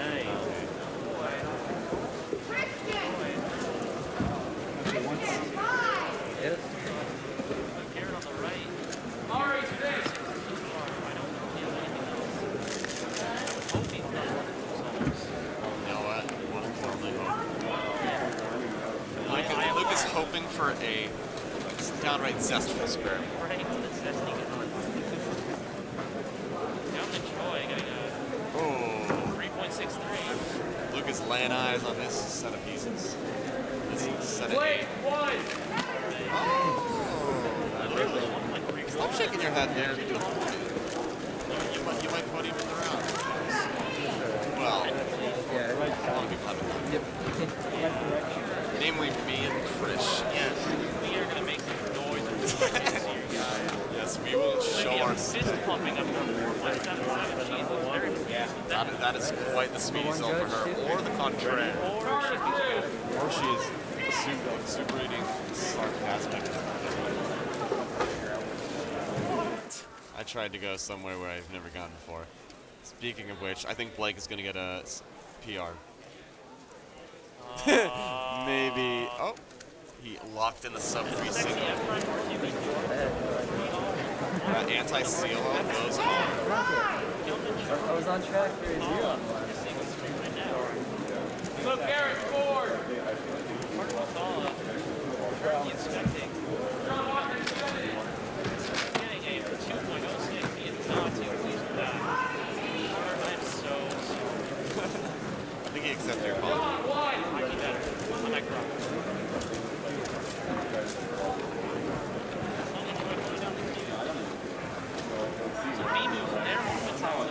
High move solution. Olivia Kleiner with a 2.55. That is a lot better than her last stall of 4.77. Guy clicking, I do know of a man called Guido DiPietro. He's very good at FMC and blind. He is. I love doing FMC with him. I believe Olivia Kleiner's a camera crew following her. That's She's funny. She's got the paparazzi on her. That's funny. She's talking to her dad. The most famous thing to do. Yes, David Kleiner, another great keeper. The race between Sanjeev Nathwani and David Kleiner will be one for the ages. Oh boy. So David, I believe, is close to sub 10 on 2x2. We have Walker Welch, seasoned delegate. We're next to Tomathan Cherry. Oh, indeed. Thomas Cherry. Competitor in the National Spelling Bee. I don't know if you knew that. Scripps National Spelling Bee? This isn't the first national competition he's been to. Indeed. I think he actually went to the National Spelling Bee before he went to Achieving Nationals. That What? Yeah. 204 for Thomas. The reason I remember that is because they called him Thomas, like, in the thing. Thomas. So, like, Thomas. And he's like, could I have the language of origin, please? That's funny. So, yeah, chat, ask Tommy to spell some words for you.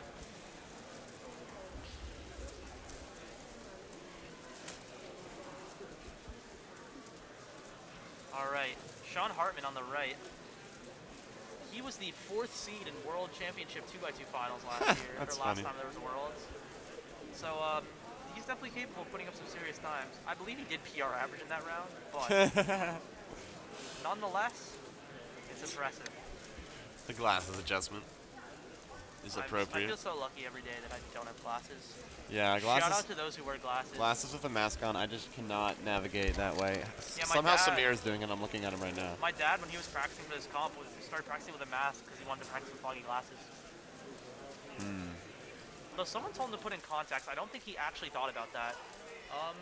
We are currently coming up on 2x2 Group 9, which I believe Daniel and I are both in. Are you on the red stage or blue stage? I'm on the red stage, bro. I'm also on the red stage. We're gonna be buddies. Oh my gosh, Buddies. we're gonna meet. Hopefully the stream can see us solve. Oh, Zachary. Zachary Oakes. The Tim Hortons bag is gone. The Tim Hortons bag has simply vanished from his acquiescence. Has he consumed it all? Bro, Chat, I'm take your picks. Chat, 1 for Zach did not eat the food, 2 for Zach did eat the food. And 3 for it was Daniel's food. 3 for it was my food and he ate it. Because I'm kind of in a perplexed state because he gave me the well 3.18. I'm sure he is too. You We get saw him eat on the stream? I was not paying attention. I was not doing my job. Oh, what are we doing here?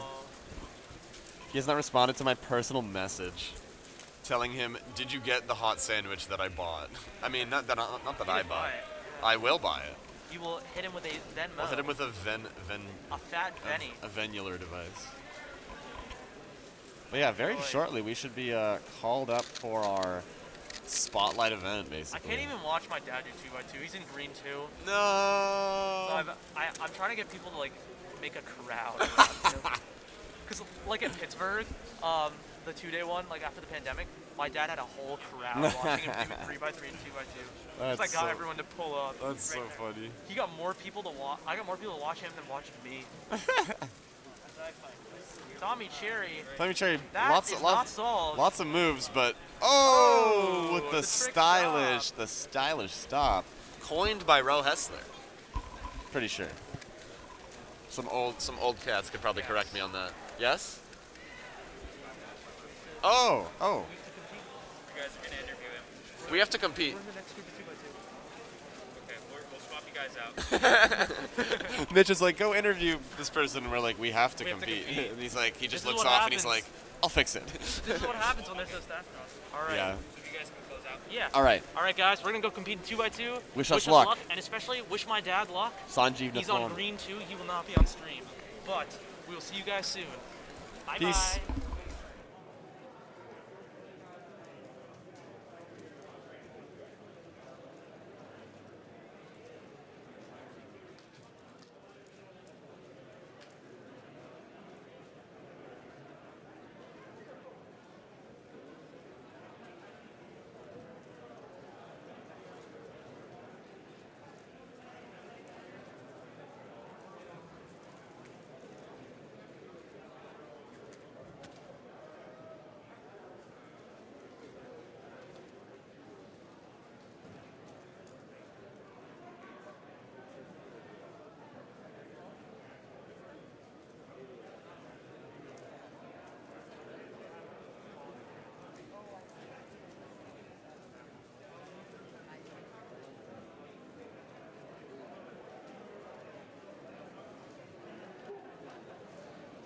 All right, we're now calling up the next groups of 2x2. That's 2x2, Group 9 blue, Group 9 red, and Group 2 green. Once again, 2x2, Group 9 blue, Group 9 red, and Group 2 green. Please come up and submit your cues. Thank you.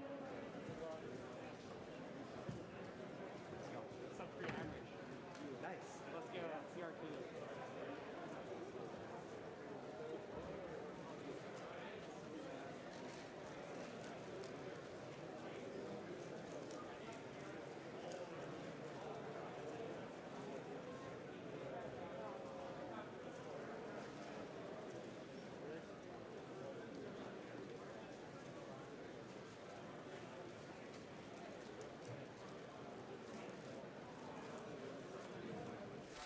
Hello everyone and welcome.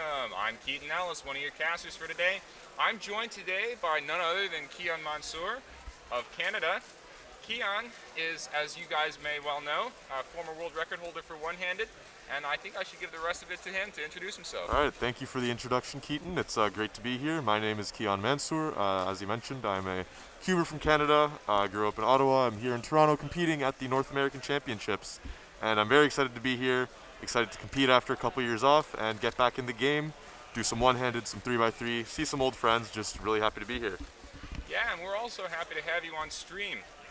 So Kian, what you may be most known for is the fact that you don't necessarily solve with CFOP, but instead you use the method, the RU method. So we wanted to ask you some questions about RU, and in particular, sort of what you think about the method and how it may differ from CFOP and sort of the advantages that you get from using the method. Right, perfect. So I think, I guess I'll give a bit of an overview. So I picked RU since it was unique, and I thought it's a more intuitive method, right? 3/4 of the steps are intuitive compared to half in CFOP, right? In CFOP you have cross and F2L, where there's a lot of room for efficiency improvement, whereas the last layer is mostly algorithmic. And in RU, you have that kind of with first 2 blocks and last 6 edges. So I figured since it's a less algorithmic method, there might be more room for improvement there, and in terms of personal improvement, improving faster instead of just learning algorithms, and also pushing the limits of the method in terms of efficiency. So I think that's obviously Ru's main advantage in terms of move efficiency.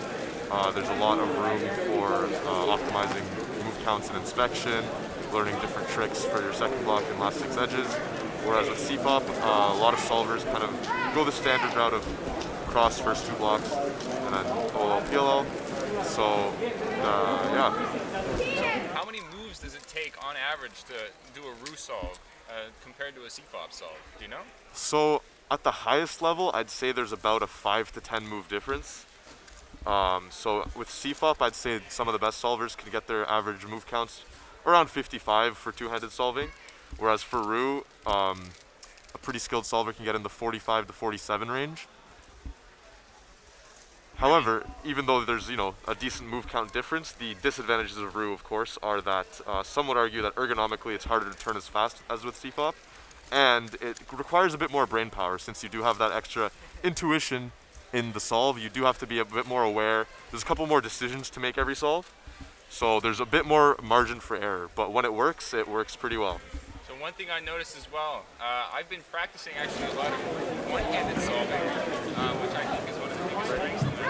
But I noticed that in Ru, because you have so many little steps, you get skips quite a bit more often than you would with CFOP. They're not always sort of game-breaking. Yeah. But I've been noticing that as well. Yeah, so there's a joke among Ru solvers where everyone expects Ru to be the consistent method because, you know, you don't get giant OLL, PLL skips like that, but there's always those little things that come up, you know, like free 3-move pairs, or like you get a third of a skip in last 6 edges where that'll just like bump your time down from a 9 to an 8, and it's actually in some ways more inconsistent. You get very nice singles and you can get very nice averages if you get a couple of those nice little skips back to back. But yeah, there's a lot of efficiency advantages and ergonomic advantages for one-handed there. So when you say from 9 to 8 seconds, are you talking two-handed solving or one-handed? Oh, I'm talking one-handed solving out here. Awesome. Yeah. Perfect. So one of the things that we've been talking a little bit about on stream is how it helps a lot with one-handed solving because you get the table part of that. Yeah. Do you have any sort of thoughts on the method with one-handed in particular? Is that the place where it shines as to be better than CFOP? Yeah, so I definitely think one-handed is where Ru shines most. I think 5 to 7 years ago, everyone thought, you know, it was kind of the phase where ZZ was trying to make a turn and take over the one-handed scene. A lot of people were getting into trying to optimize the ergonomics of rotationless solves, or at least minimizing like Y rotations, learning more alg sets to be one-handed ergonomic. And then around that same time, people started to notice, wait a minute, Ru is also rotationless, and hardware has gotten to a point where you can essentially do M slices with table assistance. And around the same time, I think some of the CFOP and ZZ solvers started to use the table to aid their rotations. So it just kind of became accepted that the table is part of the event now, and if you're not using it, you might be at a slight disadvantage, since you're missing out on some ergonomic potential there. But in terms of Ru, yeah, since you have that move count advantage in one-handed, and you have even more time to plan your solutions, you can get some pretty crazy efficient solutions that really shine through with the ergonomics combined. So do you think that for table use in general is using one-handed solving? Do you think it's not cheating or? I mean, it depends who you ask. World Cube Association says it's all right. If you're, you know, meeting some people who don't know so much about cubing, they might call you out for using the table. Say, oh, you're using the table. It doesn't count, but you know, it's the rules that we play by, so you might as well use it to your best advantage. Yeah, so I'm one of the few one-handed solvers, I think along with Patrick Ponce, that almost never uses the table at all. So yep. I'm always sort of a little apprehensive, but then I started doing Ru one-handed and use the table, and I mean, that stuff, it's honestly really fun. I've been getting down to about 15 seconds with that. One of the things we wanted to ask you all about as well is, this is the first North American Championship. We've had plenty of U.S. nationals in the past. This is the first time we've been as the WCA for any title. How does it feel like having the very first North American Championship in Canada? It honestly feels pretty great. I think the Canadian cubing community has been grading. I feel like the Canadian cubing community has been growing quite a bit the last few years. Competitions have been getting bigger. Organizing teams are getting a lot stronger. I think we're doing a really great job. It feels great to host everyone here and show them, you know, the beauty of the city, the beauty of the country, and just have everyone here for a major competition. I mean, we've been really impressed with the venue, the organization, and the city so far, and so we're really grateful to be able to do the stream here as well. So we really appreciate it.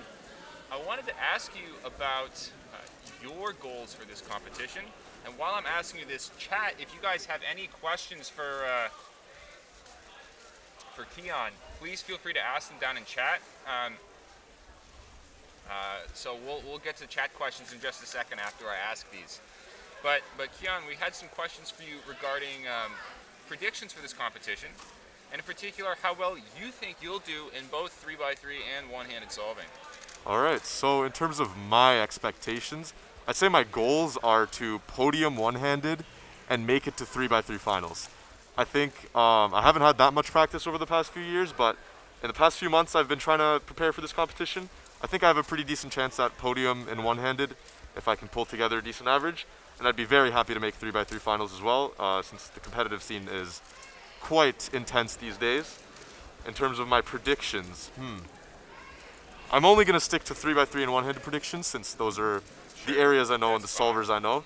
I'd say for 3x3, Maddie is going to win. Okay. One-handed, I think Patrick's going to take it. Okay. So we had Luke Garrett on earlier, who's a very fast solver from Indiana. He made the exact same prediction about who's going to win this competition for 3x3. Yeah, I think it's a pretty historical standard prediction if you look at past averages over the last couple months. Yeah, one of the things that we've been thinking about, at least behind the scenes, is that Maddie hasn't been in the finals of a major before. Yeah. And his first head-to-head finals was only a couple months ago at Northeast Championship, which of course is a relatively large competition, 300 people, big ballroom, but the stakes are a lot lower, and in particular, Maddie wasn't competing for Northeast Champs because he's Maddie Hiroto Inaba from Hawaii.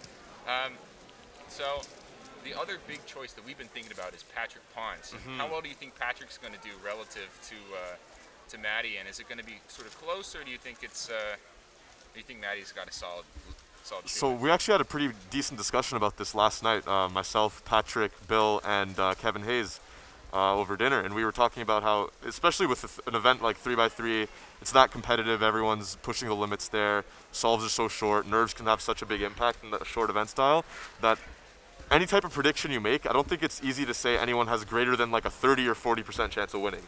Even if like a dozen people come on here and predict that Maddie's going to win, it's hard to say that his chances, even based on how he's been performing recently, are any higher than 30 or 40%.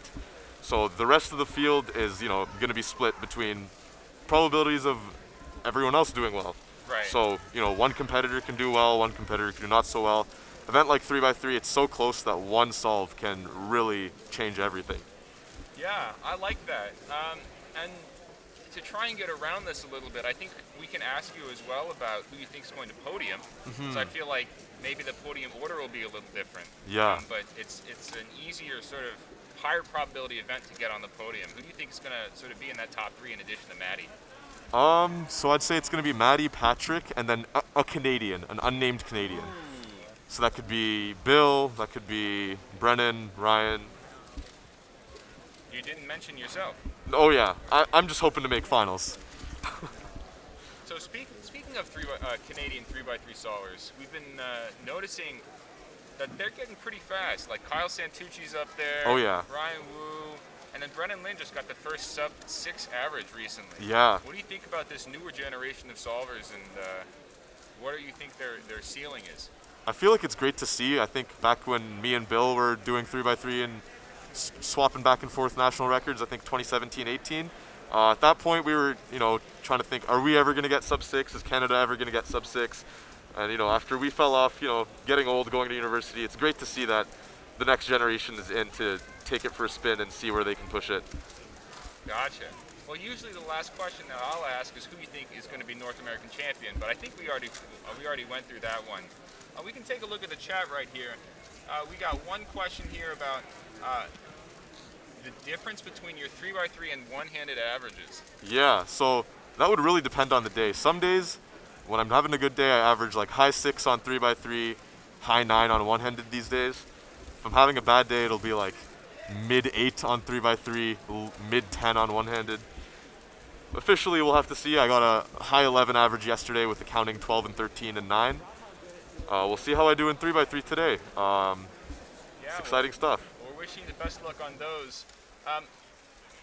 One other thing that I wanted to ask you about is some of the developments in the Ru community. In particular, Fahmi Alia Rahman Yes, sir. out in Indonesia with one-handed average in the past 2 years, getting an 898 ASR average. What are your thoughts on sort of pushing the Ru method for one-handed and what its limits could be? I honestly think sub 8 in competition is going to happen very soon. Very soon. Very soon. I think sub 8 global is like pretty doable. When I was at my best, I was mid-high 8s. Low 8 averages weren't that uncommon. Nowadays, if you look at Fahmi's turning, it's insane what he can do with the cube. His turning during CMLL, LSC, it's just ridiculous. Like when I saw his 898 average, I was very impressed with it, since obviously it's a sub 9 with Ru, it's a continental record. But at the same time, I was looking at it and I was like, there's so much room for improvement here. His solves at home look so much better than this. I mean, he had One five round, solves. 5 One solves. round. Started with a 9 and a 12, and then just cut it with 3 low 8s. So yeah, that's awesome to see. I think I've been. I'm calling on the next groups of 2x2. That's 2x2 group 10 on the blue stage, 2x2 group 10 on the red stage, 2x2 group 3 on the green stage, and 2x2 group 1 on the orange stage. Again, that's blue group 10, red group 10, green group 3, orange group 1 for 2x2 round 1. Please come up and submit your keys. All right, we apologize for that interruption. What I was saying there, but yeah, Fahmi is an incredible one-handed solver. He only had 1 round, got that 898 average. I've been keeping in touch with him a bit more over the past few weeks. I think he's going to be going to more competitions in the coming months, so we can expect to see some great results there. But other than just him, there's been crazy development in the past year or so in the Ru community. I reconnected with everyone about 6 months ago. We had a pretty big solving example solve session with a lot of the top one-handed Ru solvers over Christmas, I think. And it was awesome to see how far they've taken their efficiency and ergonomics compared to where things left off a couple years ago. We'll let the announcement run here. Now is your last opportunity to do so. Thanks, Alyssa. Yeah, so the last thing I was saying there, I think it was just great to see how many solvers there are doing incredible things with efficiency and ergonomics that I had no idea were possible. Fahmi's doing incredible turning and efficiency, look ahead, fluidity. Dwayne Ramos from New Zealand, yeah. He's incredible at competing. He has some crazy first block tricks. That's awesome to see. Yuri is still incredibly fast from Brazil. Antonio Cam is here today. He's doing very, very consistently averaging 10 in competition. And he got second place in round 1 for Yeah. one-handed, so. So I'm very excited to see what everyone can put together. And I think the other thing that we started talking about in the Ru Discord a couple days ago is that I think 4 out of the 6 continental records are with Ru. I think that it's Asia, Africa, South America. And then Oceania. Yeah, and Oceania. We're missing North America and Europe. I think it's still going to be pretty hard to knock off Patrick Pons. Yeah, North America's the tough one, obviously, with results 1 and 2 being American and result 1 being 865, which is still very good for North Americans. But yeah, Europe, the other development in Europe is I think there's some big competitions coming up there. I think there's German. Euros next weekend. Is there a German comp somewhere? German nationals? That would not surprise me. I think there's a German comp. Some of the Ru solvers were saying that podium is going to be all Ruers in OH at some German comp. And then there's UK Ru solvers all averaging 10-11. So I think all around the world, the Ruvolution is here. There's just solvers averaging 9 to 11 seconds that I've never heard of before every day, seeing them do incredible things in that Discord chat. So are these all solvers that start with Ru and then they get good at one-handed, or do they start getting good at one-handed and then convert to Ru? I think there's a pretty diverse mix in there of backgrounds of solving. There's some solvers who've been around for 10 years who've done CFOP and then just picked up Ru, and now they have all their fast turning skills from CFOP transfer over to Ru, and they're seeing those time drops because of the efficiency. There's other solvers that just started cubing in the past 3 or 4 years seriously and have just used Ru the whole time. So it's a pretty even spread, but everyone's kind of converging to hopping on the Ru train. And I think I might need to try and do that if things get any worse in terms of not making finals for me. But we'll see how you do today. I think you've got a pretty good chance. Or it's tomorrow, sorry. Tomorrow morning, yeah, fingers crossed I get something decent. I have not made a one-hand final since 2016. Oh man. So it's just a little bit of bad luck, plus 2ing out of World's Finals in 2019. It's just, tomorrow's the day. Yeah, talent here in OH runs pretty deep as well. I don't think we have quite the best in the world. We're missing some of the top guys right here, but the talent runs deep. There's a lot of solvers with 10 to 12 official averages. I think like everywhere from 10th to 15th yesterday in round 1 was just 11 to 12 averages. So it's very tight there for who's going to make finals. But the cutoff for finals right now is 13.85 seconds. I got a feeling that's going to be dropping in the next round. I don't know. Yeah, 1385. Yeah, I wouldn't be surprised if it's high 12. Well, we'll see. Fingers crossed. This has been an interview with Kian Mansour. We've been really glad to have you on. Kian's obviously best well known for his 3x3 one-handed and ruse solving in particular. Kian, thanks so much, and we wish you the best of luck with this entire competition. Thank you so much for having me, Keaton. It was a pleasure talking to you. All right. Take care. You too. We'll be right back.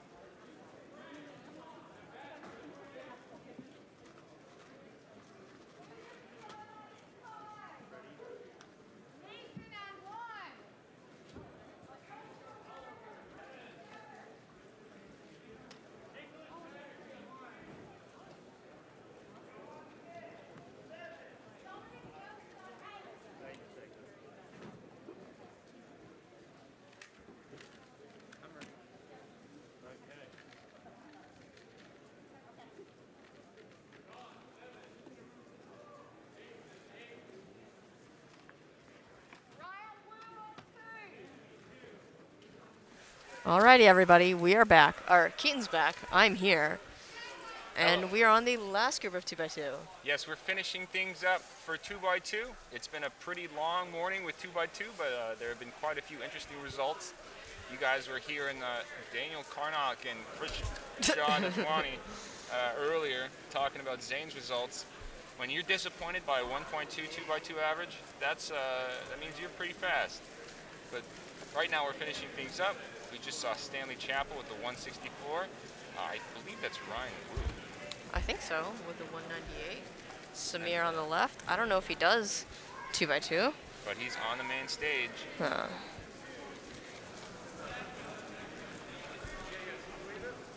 Jasmine Lee being the runner right there. Shout out Jasmine Lee, 2003 Yeah. ID. She was at the first Worlds in Toronto. I think she's been at every single one of them. That would not surprise me. Yeah. And in particular, I can't imagine having almost a 20-year gap between the first competition and the return competition to Toronto. Yeah. It's got to be a little bit different coming back to the city after that long. Yeah. But I was 4 when she started competing. yeah, and she's been pretty much every major. She is Australian, but I believe she is in North America. So it's not too crazy hard for her to get to this. Unlike Ed Hollingdale, who is one of the delegates here from Australia itself. He flew over, and he's going to have a lot of flight problems going over to Euros next week, I'm sure. But He was also in New York a couple weeks ago, and I thought I was seeing things. I saw him and didn't say hi because I was like, that can't be Ed. It's like, is that Ed? Is that Ed? The Australian himself? Yeah. Mr. Worlds 2019? Yeah.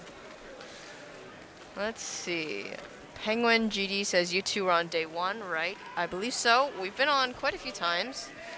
We're sort of cycling through casters and stuff, so... And I like Perry Winkle's comment. Watching Zane do 2x2 is insane. Breaking the world record average is like squeezing water out of a rock. That's a good... Yeah, he's super strength. Yeah. Super strength. Penguin, Ed is, I think he's the guy from Ting Man. I'm sure he's been on at least a couple of times. They're both Australian, and so they see each other quite a bit. Ooh. Stanley with a 213. That was a very awkward cube drop. Yeah. Or cube fumble. Ryan Wu. His phone stand looks very top heavy. I think it would be kind of interesting if someone knocked the table. It looks like it'd fall over, right? I think that base looks pretty heavy, to be honest. I don't think a company's going to make that bad of a product. I don't know. 192, unhappy. Yeah, he was a little bit of a... Honestly, it feels like your hand's locking up for a second. Not a cramp, but... Samir on the right. Very smooth 176. It's crazy to me, in most events, there's a certain cutoff where, like, there's a group of world-class people and then there's everybody else. Yeah. Like 2x2, I would say is like a 1-2. Actually, I'm not too sure for 2x2. No, it's a one-man show. Yeah. It really is a one-man show for 2x2. Yeah.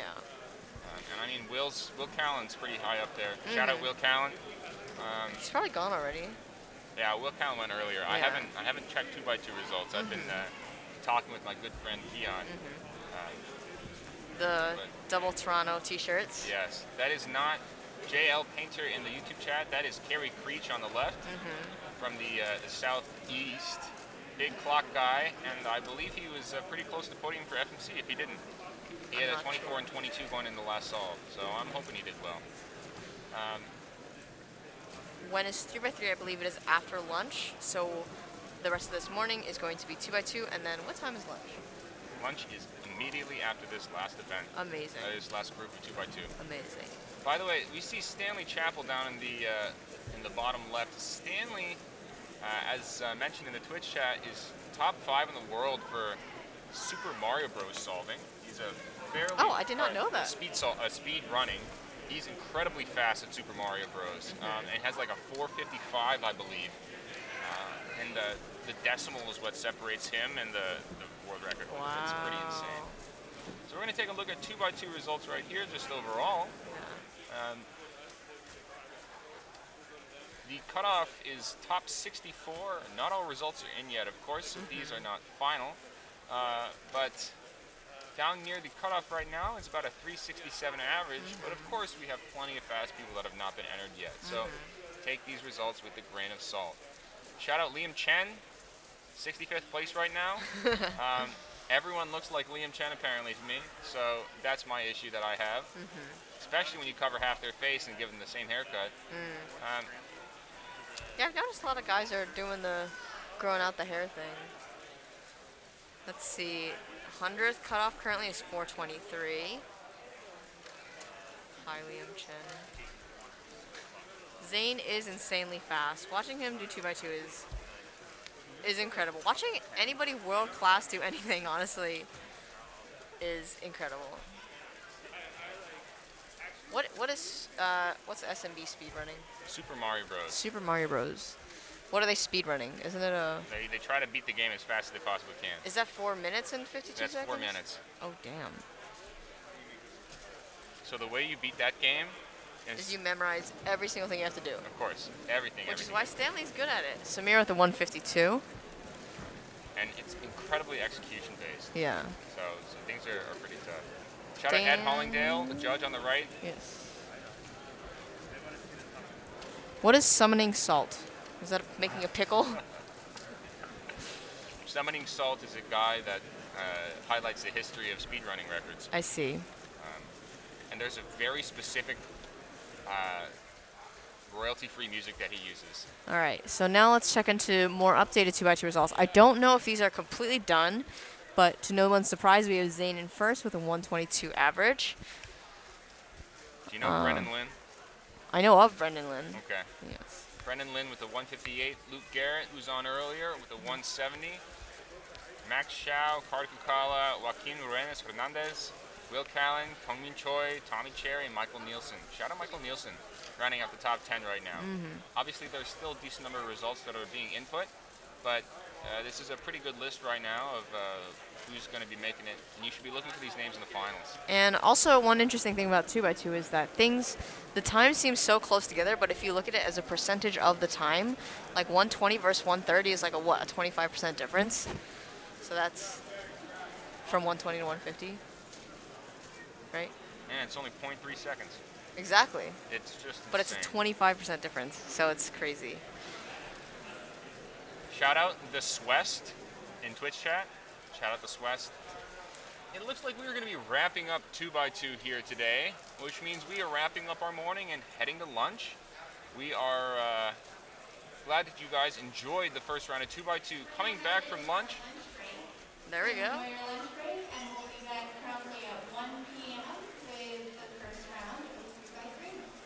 Alrighty then. So we'll be taking a break here. We're going to be going and grabbing some lunch. We will see you guys back at 1 p.m. Thanks so much. We'll see you soon.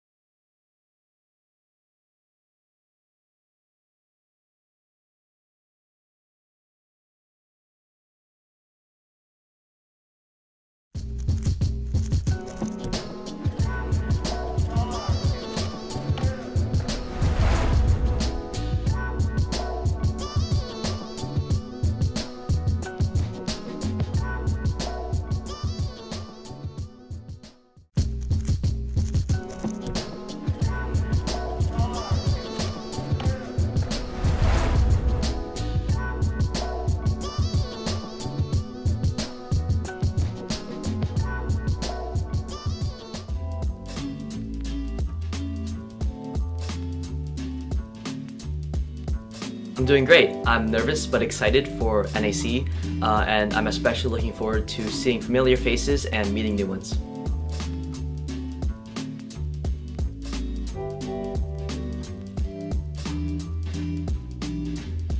I think I'm a little bit biased towards saying that Square One will get to sub 5 first, but if I were to be more objective, I'd probably say 3x3, just because I know some of the best Square One solvers in the world who still don't even have a sub 5 average at home yet. And I think overall there are just more contenders for sub 5 on 3x3. I have 3 main goals. Number 1, I'd like to make 3x3 finals.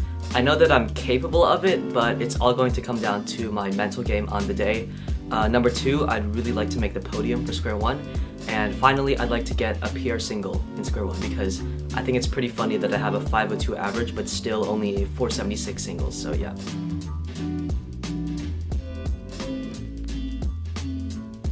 Well, according to the psych sheet, top 16 is actually a 6.67 average.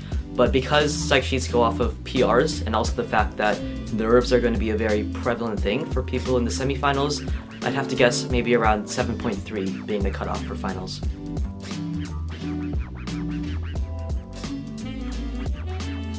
One interesting fact about myself is that I can speak just a little bit of French, and also I'm a pretty big fan of Harry Potter. I'm actually going on the Warner Brothers studio tour in London later this summer, so I'm really looking forward to that.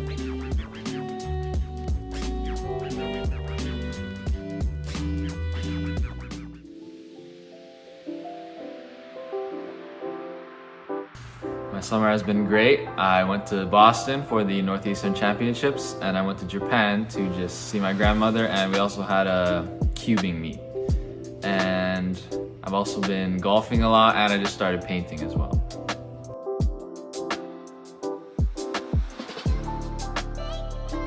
Well, I don't really change my practice routine very much, whether it's a big competition or just a small one, but always I just do a bunch of solves basically, and then when I feel like my solving is pretty good, I ask my parents to do like competition simulations with me, and that really helps.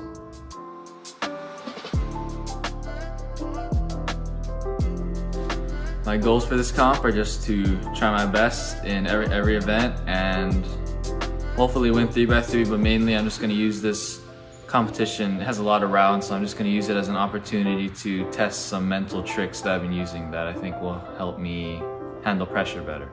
And also, I've been practicing big cubes a lot, so I hope to podium in 3x3 through 7x7.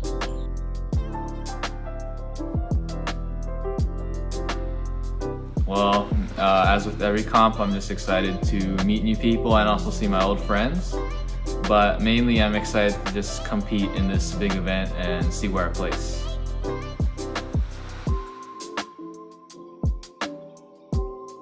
Well, I've been playing baseball since I was 5 years old, and I recently picked up golf, and I do landscape oil painting.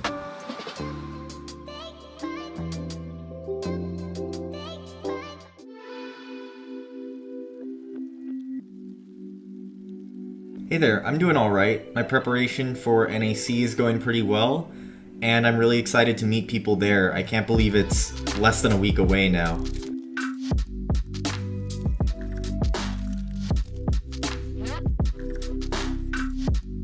I'm really glad that people are picking up on OPA, and I know there are a few other people who are trying it out right now, but we'll see if it becomes mainstream. I'm hoping to personally get fast enough that I can put some pressure on the top solvers to start implementing it, but for now only time will tell.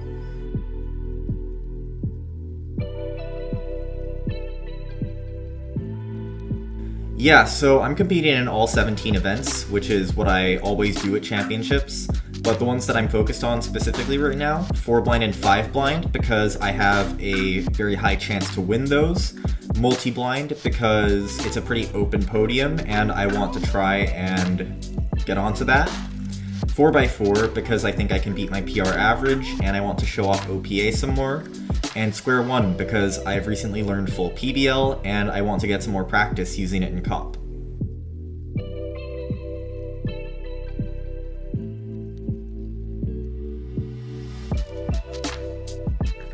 I'm not really sure why I'm so good at the trivia, because I don't really actively search out that knowledge very much. I think it just comes down to my brain naturally picking up random information really easily, and that's just why I'm able to recall so many facts on the fly.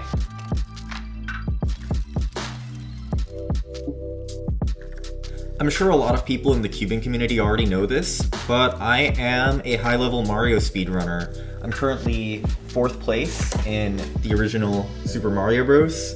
Any percent. And I currently hold several world records in the lost levels as well.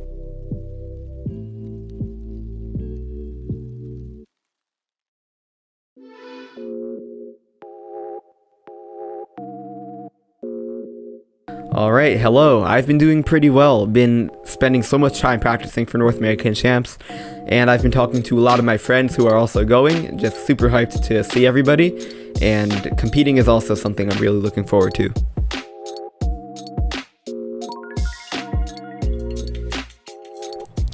Yeah, so my goals for the comp include winning 3-blind. I think that would be really, really cool, and potentially even setting a world record while I'm at it is something I would love to do. I also want a podium in at least one other event and have a successful seminar, since I'm doing one about 3x3 blindfolded with some of my best friends Noah Swore and Elliot Kobolansky. But another goal I have, and I think it's the most important, is to not get too caught up in the competing aspect of things and just really allow myself to have a great time hanging out with so many people. It's gonna be great.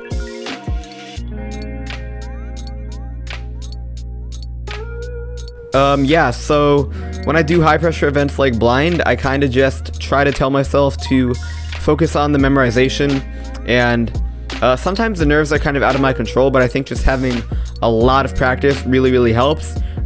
Simulating competitions in myself at home can help you to adjust to the pressure, but overall just like practicing a lot and going to as many comps as you can really helps with getting used to the pressure.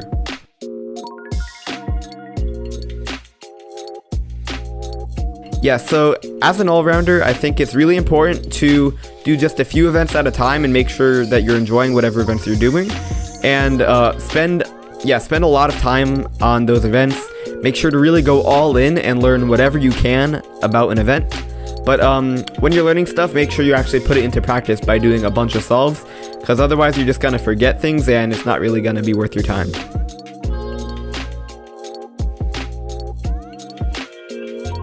Yeah, so one interesting fact about myself is that I competed in the Scripps National Spelling Bee twice.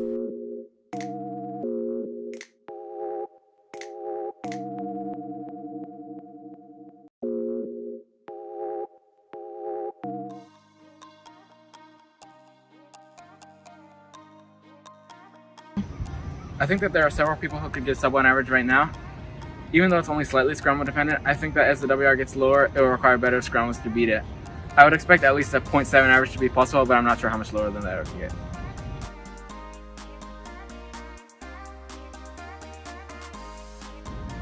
So I've been having a lot of fun with Cube lately because it has many of the same aspects of 2x2 that I like. I think that the current world record average has plenty of room to be improved, and TheCubicle and I both regularly get averages well below the current WR.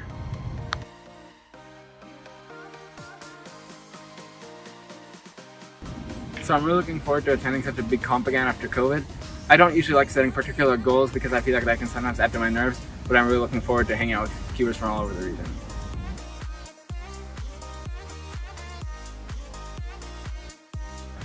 So I'm not really good at coming up with interesting facts, but I really like eating kiwis.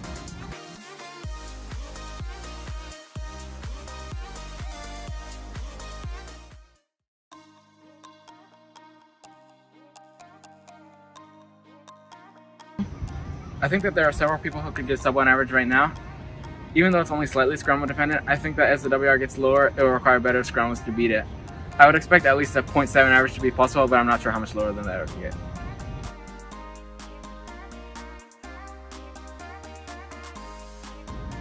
So I've been having a lot of fun with Cube lately because it has many of the same aspects of 2x2 that I like. I think that the current world record average has plenty of room to be improved, and TheCubicle and I both regularly get averages well below the current WR.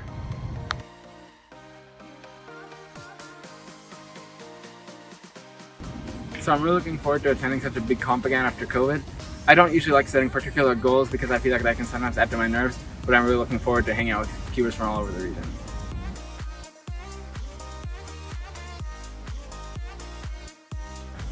So I'm not really good at coming up with interesting facts, but I really like eating kiwis.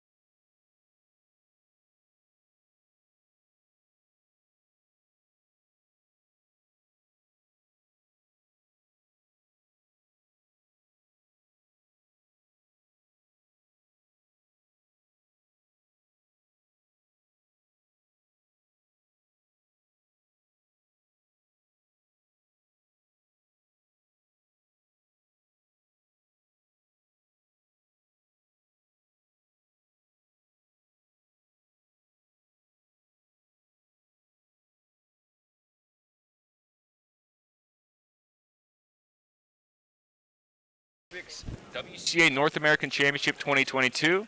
I'm one of your casters, Keaton Ellis. And I'm Dana. We are joined right now at the start of 3x3 Group 1 by Phil Yu, owner of TheCubicle.com. Phil, why don't you tell us a little bit about yourself?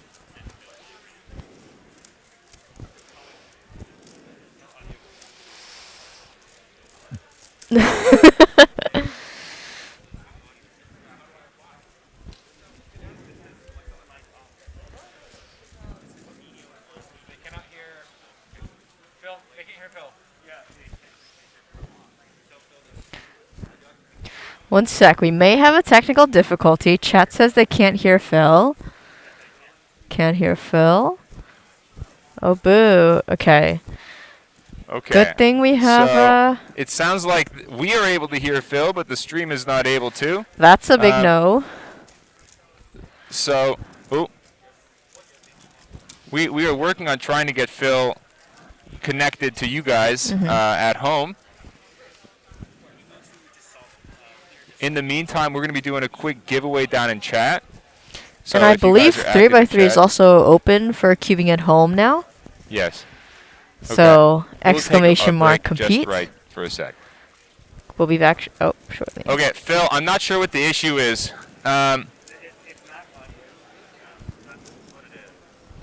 It's an audio issue.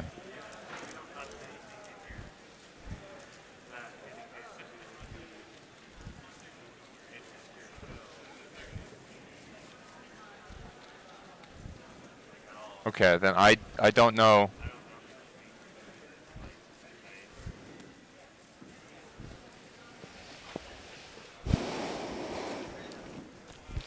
Might have to add audio source in OBS, somebody says.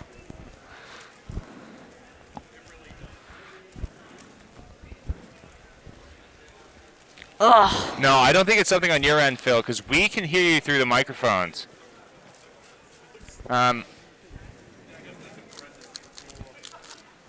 It is something with OBS.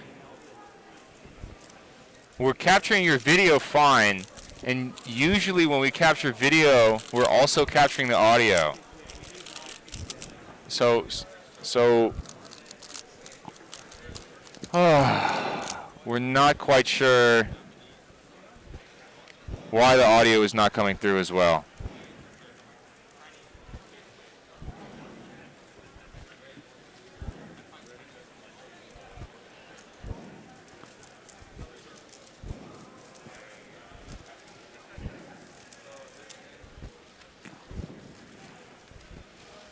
All right, we're.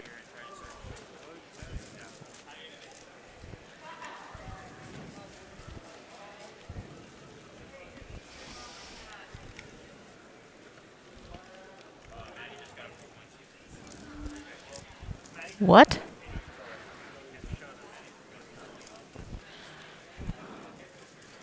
No, go back. Switch the camera.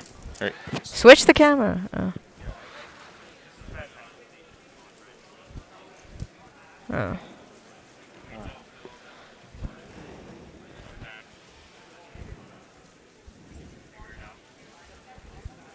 So Phil, the guys right now are telling us that we might postpone this if that's okay with you. I apologize, but in particular, we have some of your sponsorees getting some good solves, so we don't want to miss them.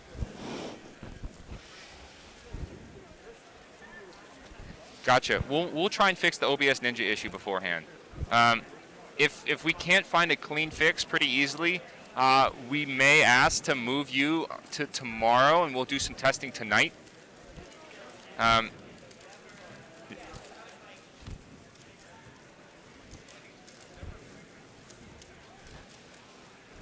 Yeah, we'll message you in the group chat whenever we get the.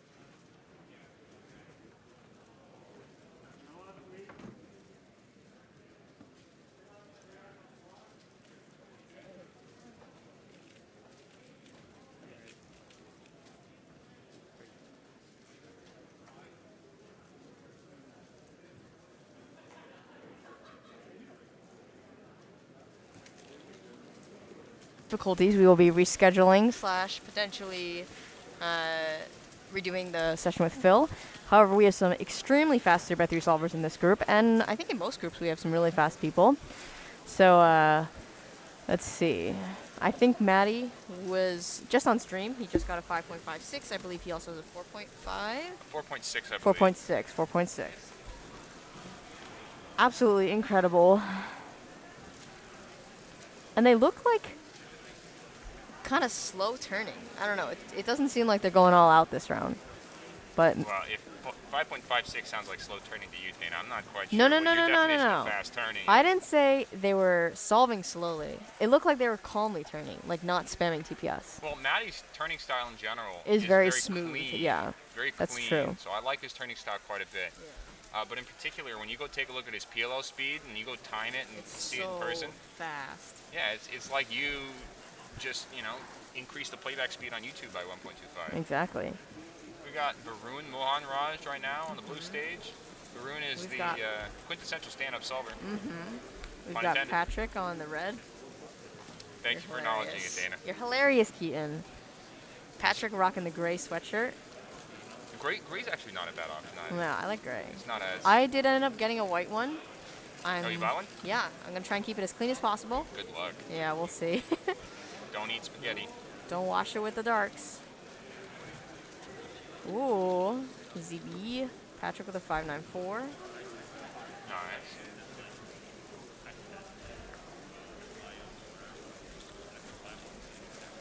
Hey, shout out to Swest's Cubing Club. Tyler Robinson with an 859. I thought he was wearing the same thing yesterday. I hope not. Maybe it's the same shirt, another one. Or he has laundry in his hotel. Laundry at this hotel costs you $6 per item, Oh. and it's only full service laundry. You can't go Wow. and do it yourself. Wow. So Maddie right now with a 4.6 and a 5.5 that we're aware of. Yeah. Back on stream on the right, on the red stage. So let's see if we can get a couple more nice solves for Maddie to round out a cool average. Yeah.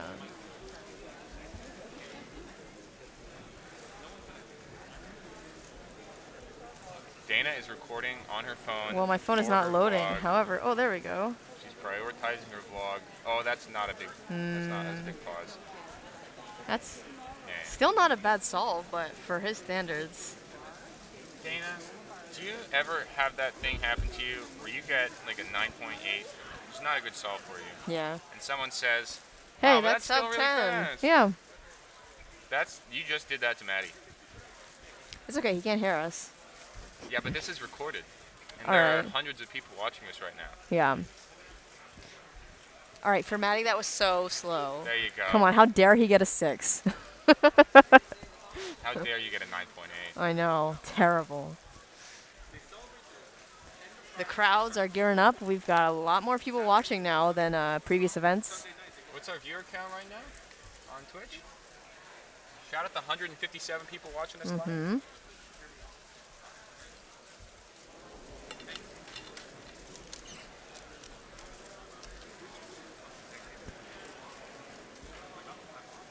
Dana, do you ever like readjust your mask on your face with your mouth or your jaw? No, I always do it with my hands.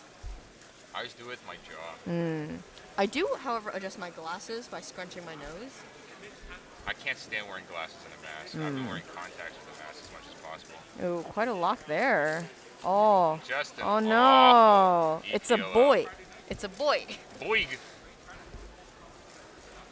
8.019. Yeah.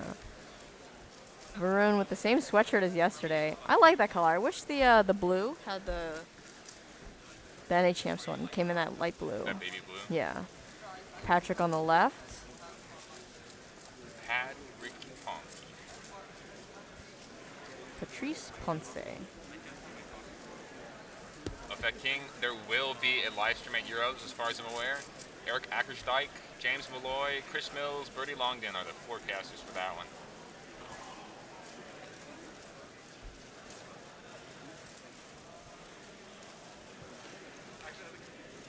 Oh. A little locky there at the end. DNF. Oh. Wait, no, that's a +2. That's close to DNF. Yeah, that's a +2. Let's see if we get anything from the judge. Edward does not give any notions. Do you call him Edward? I call him Ed or Edward. I don't really know why I switch. Dana, do you ever notice when the judge resets the stopwatch while you're competing? Yes. You notice it? Yes. Does it distract you? A little bit, but honestly, it's like, what can you do at that point? I don't know, to be honest. I do, however, notice if the little beep doesn't go off when the cover comes off. Because it makes a little beep sound when you start and stop it. All I'm thinking about right now is just focusing on that next time I go. Oh, no. It's not going to be good. Oh, no.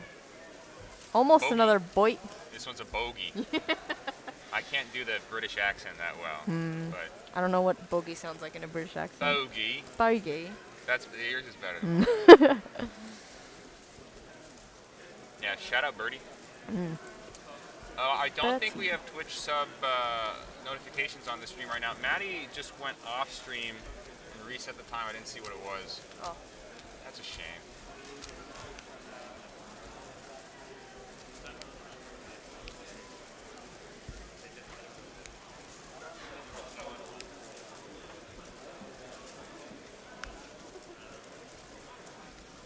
We've got Patrick on the left.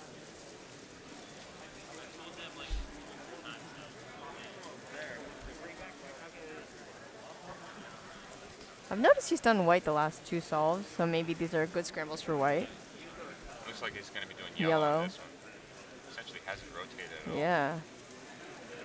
Oh. Yo. Oh, no. Oh my goodness. That was almost a 4. Here's a PLL. His PLLs have been terrible last two Yeah. solves. They look like V-perm. Yeah. He had the RUD going on, I but it think wasn't so. super clean. Yeah. That owl really sold itself at Worlds 2019 for being less risky than the RUF. But I don't know. That was, I mean, if he almost DNF'd his previous solve, and almost DNF'd this one, like, that makes me a little scared. Yeah. Makes it a little scared. All right, Maddie up on the right.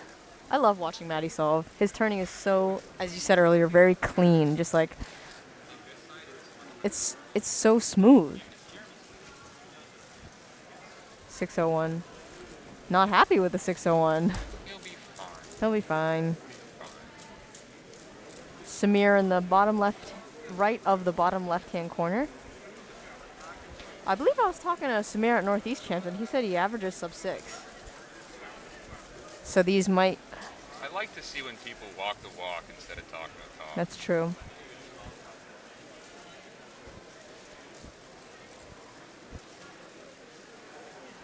He's clearly not slow by any means. Yeah. But I could say anything. I think what matters most is how well you solve in competition. Exactly.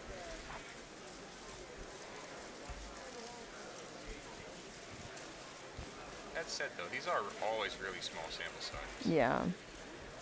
You do 10,000 solos between competitions, and you get 5 to show what you're capable of. Well, he's going to probably get 20. Yeah. At the very least 15. Yeah. It's not possible. No. What? Testing microphone levels. I think you guys should be able to hear me. And me?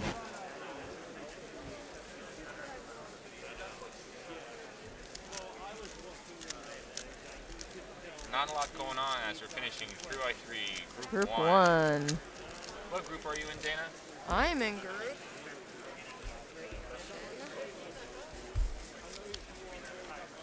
I am in group 8. I will be on the green stage, so you won't be able to see my slides. Maybe that's a good thing. All right, we are now calling up the next groups for 3x3. That's group 2 blue, group 2 red, group 2 green, and group 2 orange. Once again, group 2 on all 4 stages for 3x3. Please submit your cues. Guys, apparently there's some issues hearing me. Yeah, Yeah. Testing, testing, 1, 2, 3. How loud am I today? Versus me. It seems like my mic is pretty loud. My event, or my group for 3x3 is group 6. On the red stage, so we'll get to see you compete. I don't think they're going to put me on the live stream. That'd be a little silly. Mm. A little silly. I don't think I'm talking particularly loud, so I'll chalk it up to a technical issue, although I could move further away from my microphone. I think it's probably I wonder if it's related to the where the position orientation of the mic. We're doing a little bit of work here to see what's going on with audio. Our producer Mitch is cubing on the side. He just got a 6.25. Wow. Shout out Mitch Lane. Yeah. Helping the stream run helping the stream run. Yeah, but we're actively looking into making sure that the audio levels are synced. Yeah. Doc Pie, thank you for making it sound fine. Don't open the app. Shout out Logitech for not being able to use their microphones without their software. Mm-hmm. For Kiki Cuber on YouTube, has 3x3 started? It currently is going on. Group 2 has just started. Some of the cubes have not been run up yet, which is why you're staring at us.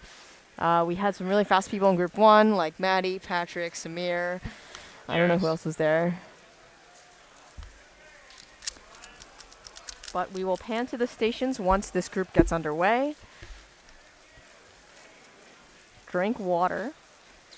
Can I have some more water? Thank you. Cold water. Refreshing. All right. I need to sit closer. Ugh.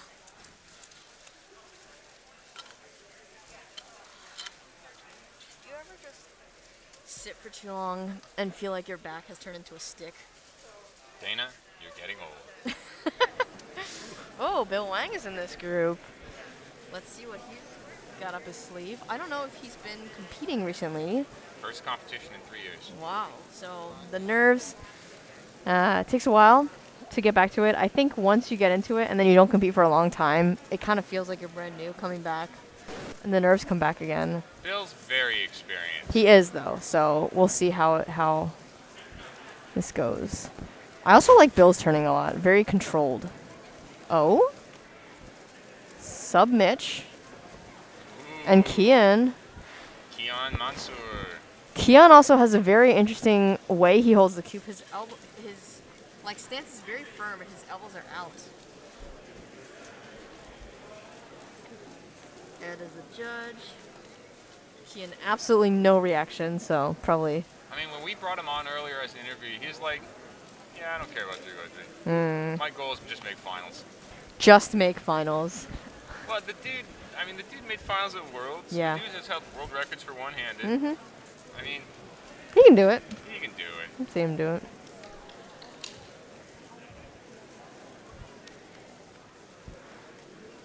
Is it possible to get that award for someone who's not North American? I believe you can win the competition, but you cannot get the title of North American champion. Correct. Yes. And I believe that includes monetary prizes as well. Oh, I didn't know that. That said, there aren't any non-North Americans that are Really in contention for, yeah. So we've got Ryan Wu on the left with his bottom-heavy tiny tripod. Actually, it's not even a tripod. It's just a unipod. It's a pod. Share your mic because one of them is malfunctioning. Should we try that? Yeah. I don't know what's going on with this microphone. Yeah. We're pretty much everything that we're seeing. Ryan with the 495. It was F triple sexy as the ZB. I think it was a CLL skip. Oh my goodness, I missed. Very nice. I The don't first. look for 1 second. Keaton, this is what happens when you don't look. We've got Ryan Wu with the 495.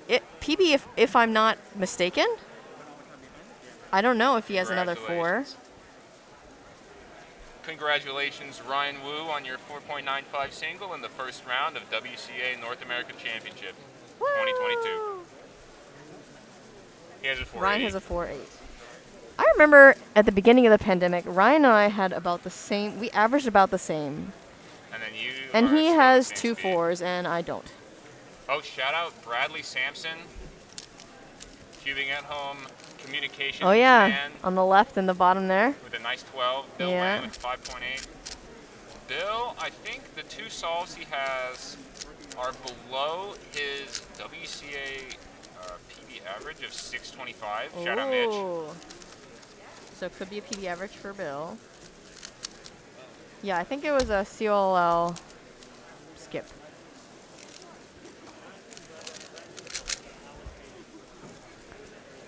There are a lot of very good cubers at this competition.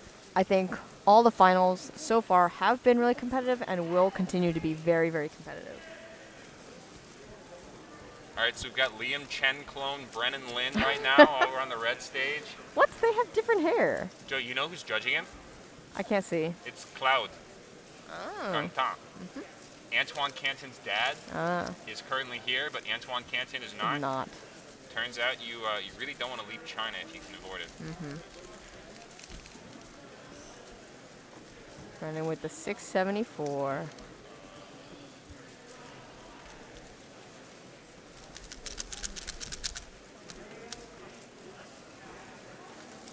Who is that? I'm not quite sure who's on the blue stage right now, but 5 virtual points to chat if anyone can name them. Oh, but they're With the waving at the Hogwarts camera. shirt? No, that's Carter Bitts on the left. Okay. Very hard to tell with the hat, the mask, the glasses, and the the noise isolation muffs. But nice thing is that every competitor has a little name tag on them. Mhm. We're all easily identifiable. Yeah, when you go up to someone, you're just like, hey, Well, Keaton. Let me look down there. Kian on the left. My name tag. Bradley is on up the here. right.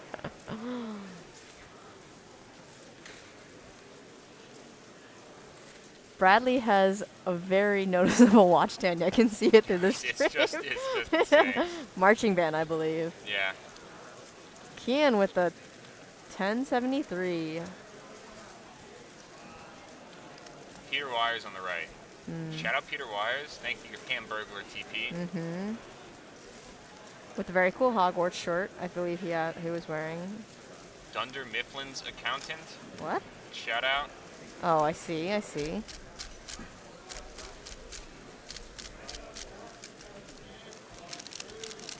That is Bill Wang. He had a. What did he He's have got a earlier? 6.1 and a 5.85. So he's potential PB average. Ryan had a 495. It's still live. Sounds like Dana is talking alone. All right. Okay. How's this? You're having issues with this. I'm gonna put it on mute. I'm gonna put it on mute.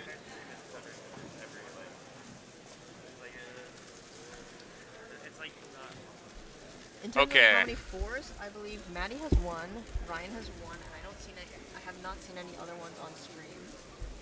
All right. So Dana and I are gonna have to speak into the same microphone right now. How about now? Bill with the 6.3. Ooh. What? What's ooh? Bill with the 634.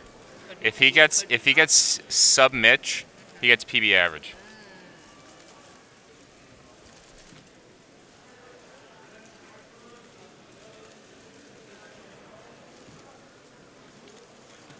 Oh, Ryan Wu with the +2. Brennan Lin with an 8.1 on the other side.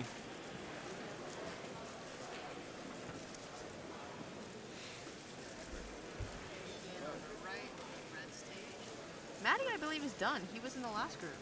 I don't know what his average was. Yeah, we're pulling up the results right now. They're not entered. Nothing is entered online.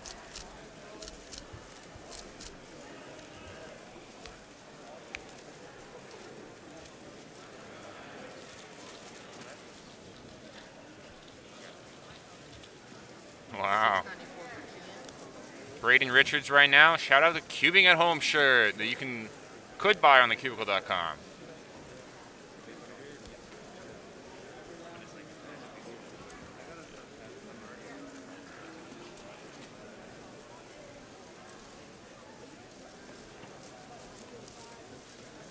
Bill Wang once again.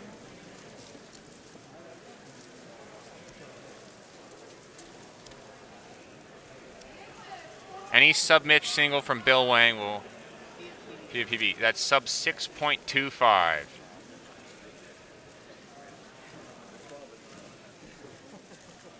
Very stoic when he solves, so seems to have the nerves completely under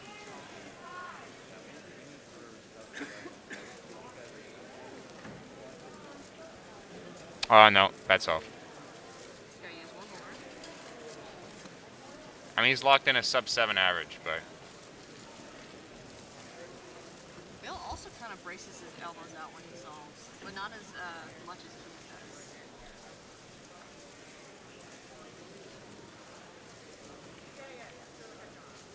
We've got Ryan Wu on the right, bottom.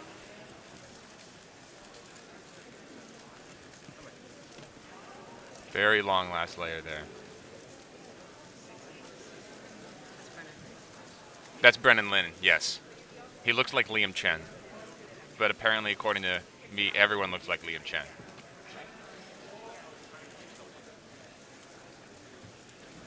It's so interesting because every cuber has their turning style. It's their own very unique turning style. Oh no, counting 9-1 I think it was earlier. I mean, he may not make finals with that average, but at least he'll make next round.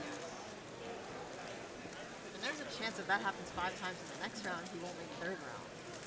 So this competition is going to be very competitive. The top 200 in this round do make the next round. Based on the psych sheet, that's about 10.5. It'll be 11.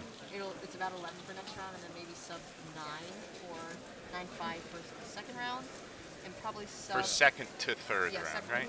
Yes. Dana, way too low. Sorry, I'm like kind of far from the mic. Just pointing straight up. All right, Bill, PB average opportunity right here. Say it a little louder so you can hear you. Get the nerves. Bill. Bill Wang, the cubing guy. Let's see. Starting off strong. Oh. This is good. This is good. This is good. It's PB. There you go. Nice job, Bill. That, I believe, is... That drops Bill by about 0.1 second. That's a pretty crowded area, by the way, in terms of rankings. Cubing China. I think as someone said earlier, it's like squeezing water out of a rock, but I think it's a little different for 3x3. There are a lot of really fast people at the top. Yeah. So Bill Wang goes from 22nd with a 625 average. It's 5.85, 6.1, and 6.34. Can we do some quick maths? 585 plus 610 plus 634 divided by 3, 610. So Bill Wang jumps up from a 22nd all the way to 15th. Noticeable people that he jumps over are Sebastian Weyer and Lucas Etter. So Ryan is up again. Let's see what he can pull out on this. I think this is his last solve. yeah, we're finishing things up here. I think he's probably just nervous after that 4. That's fine. Luckily, it fell into not a +2.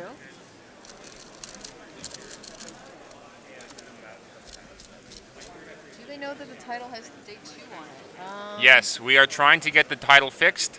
We have contacted the person and we are on our way.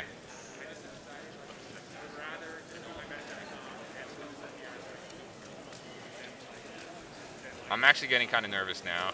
For 3x3? For 3x3. Oh, by watching everybody? By watching everybody. I see. I'm trying to osmosis the speed of the fast people Yeah. by watching them on screen, you know? I'm just getting nervous.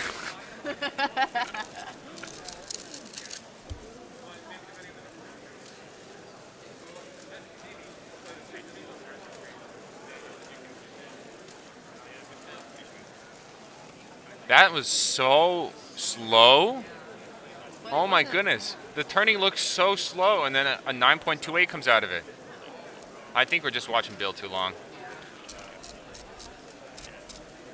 3x3 results look to be going in now. Can we see if Group 1 has been entered?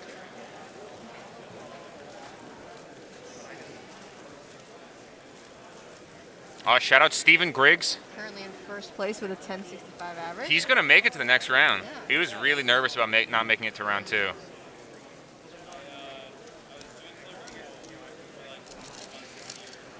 Ryan's got one more solve. I believe he has a counting 9-1 and a 7-4. I don't know what his other solve was. Oh wait, those are the only 2 counting times. And the 4, right? But that's yeah, could be. Let's see. No, That's layer skip. not even. Not happy at all. I think that's Ryan Wu, it's okay. It's round 1, you make it to the next round. You got a nice 4 single. And honestly, like, your average before that kind of sucked. So, I think it's, for competitors like Ryan who haven't spent a lot of time on the big stage, I think there's a really important skill, which is learning to take an L and learning to fight another day and not get too emotionally invested on every solve. That said,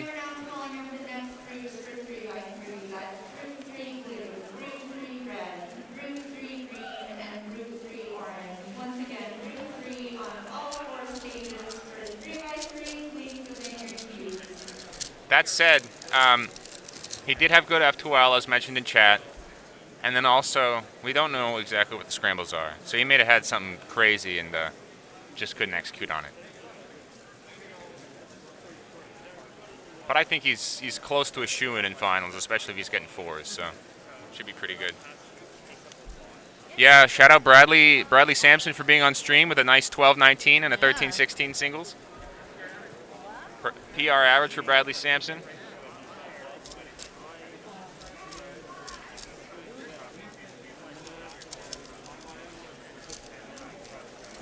Currently, we have 1 sub-10 average put in. Shout out Kenny Zong for the first. Sub-10 average to be entered. Thank you for finishing my Sentences. sandwiches. Jinx. Shout out to Kovad. Hello. And Ketone.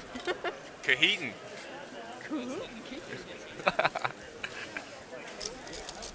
As a reminder, there is a online cubing at home going alongside this competition. You can do up, what is it called? Exclamation mark, compete, to get more information about that. We're starting the next groups of 3x3 right now. 3. 3x3 is expected to go for hours and hours and hours today. Is it the only thing? It's not the only thing left. No, there's, after 3x3 happens, we've got Pyraminx that starts at 3 o'clock. And goes until 6:30. Yep. And then we'll also have Scoob that starts at 4:45 and runs concurrently with Pyraminx for a little bit.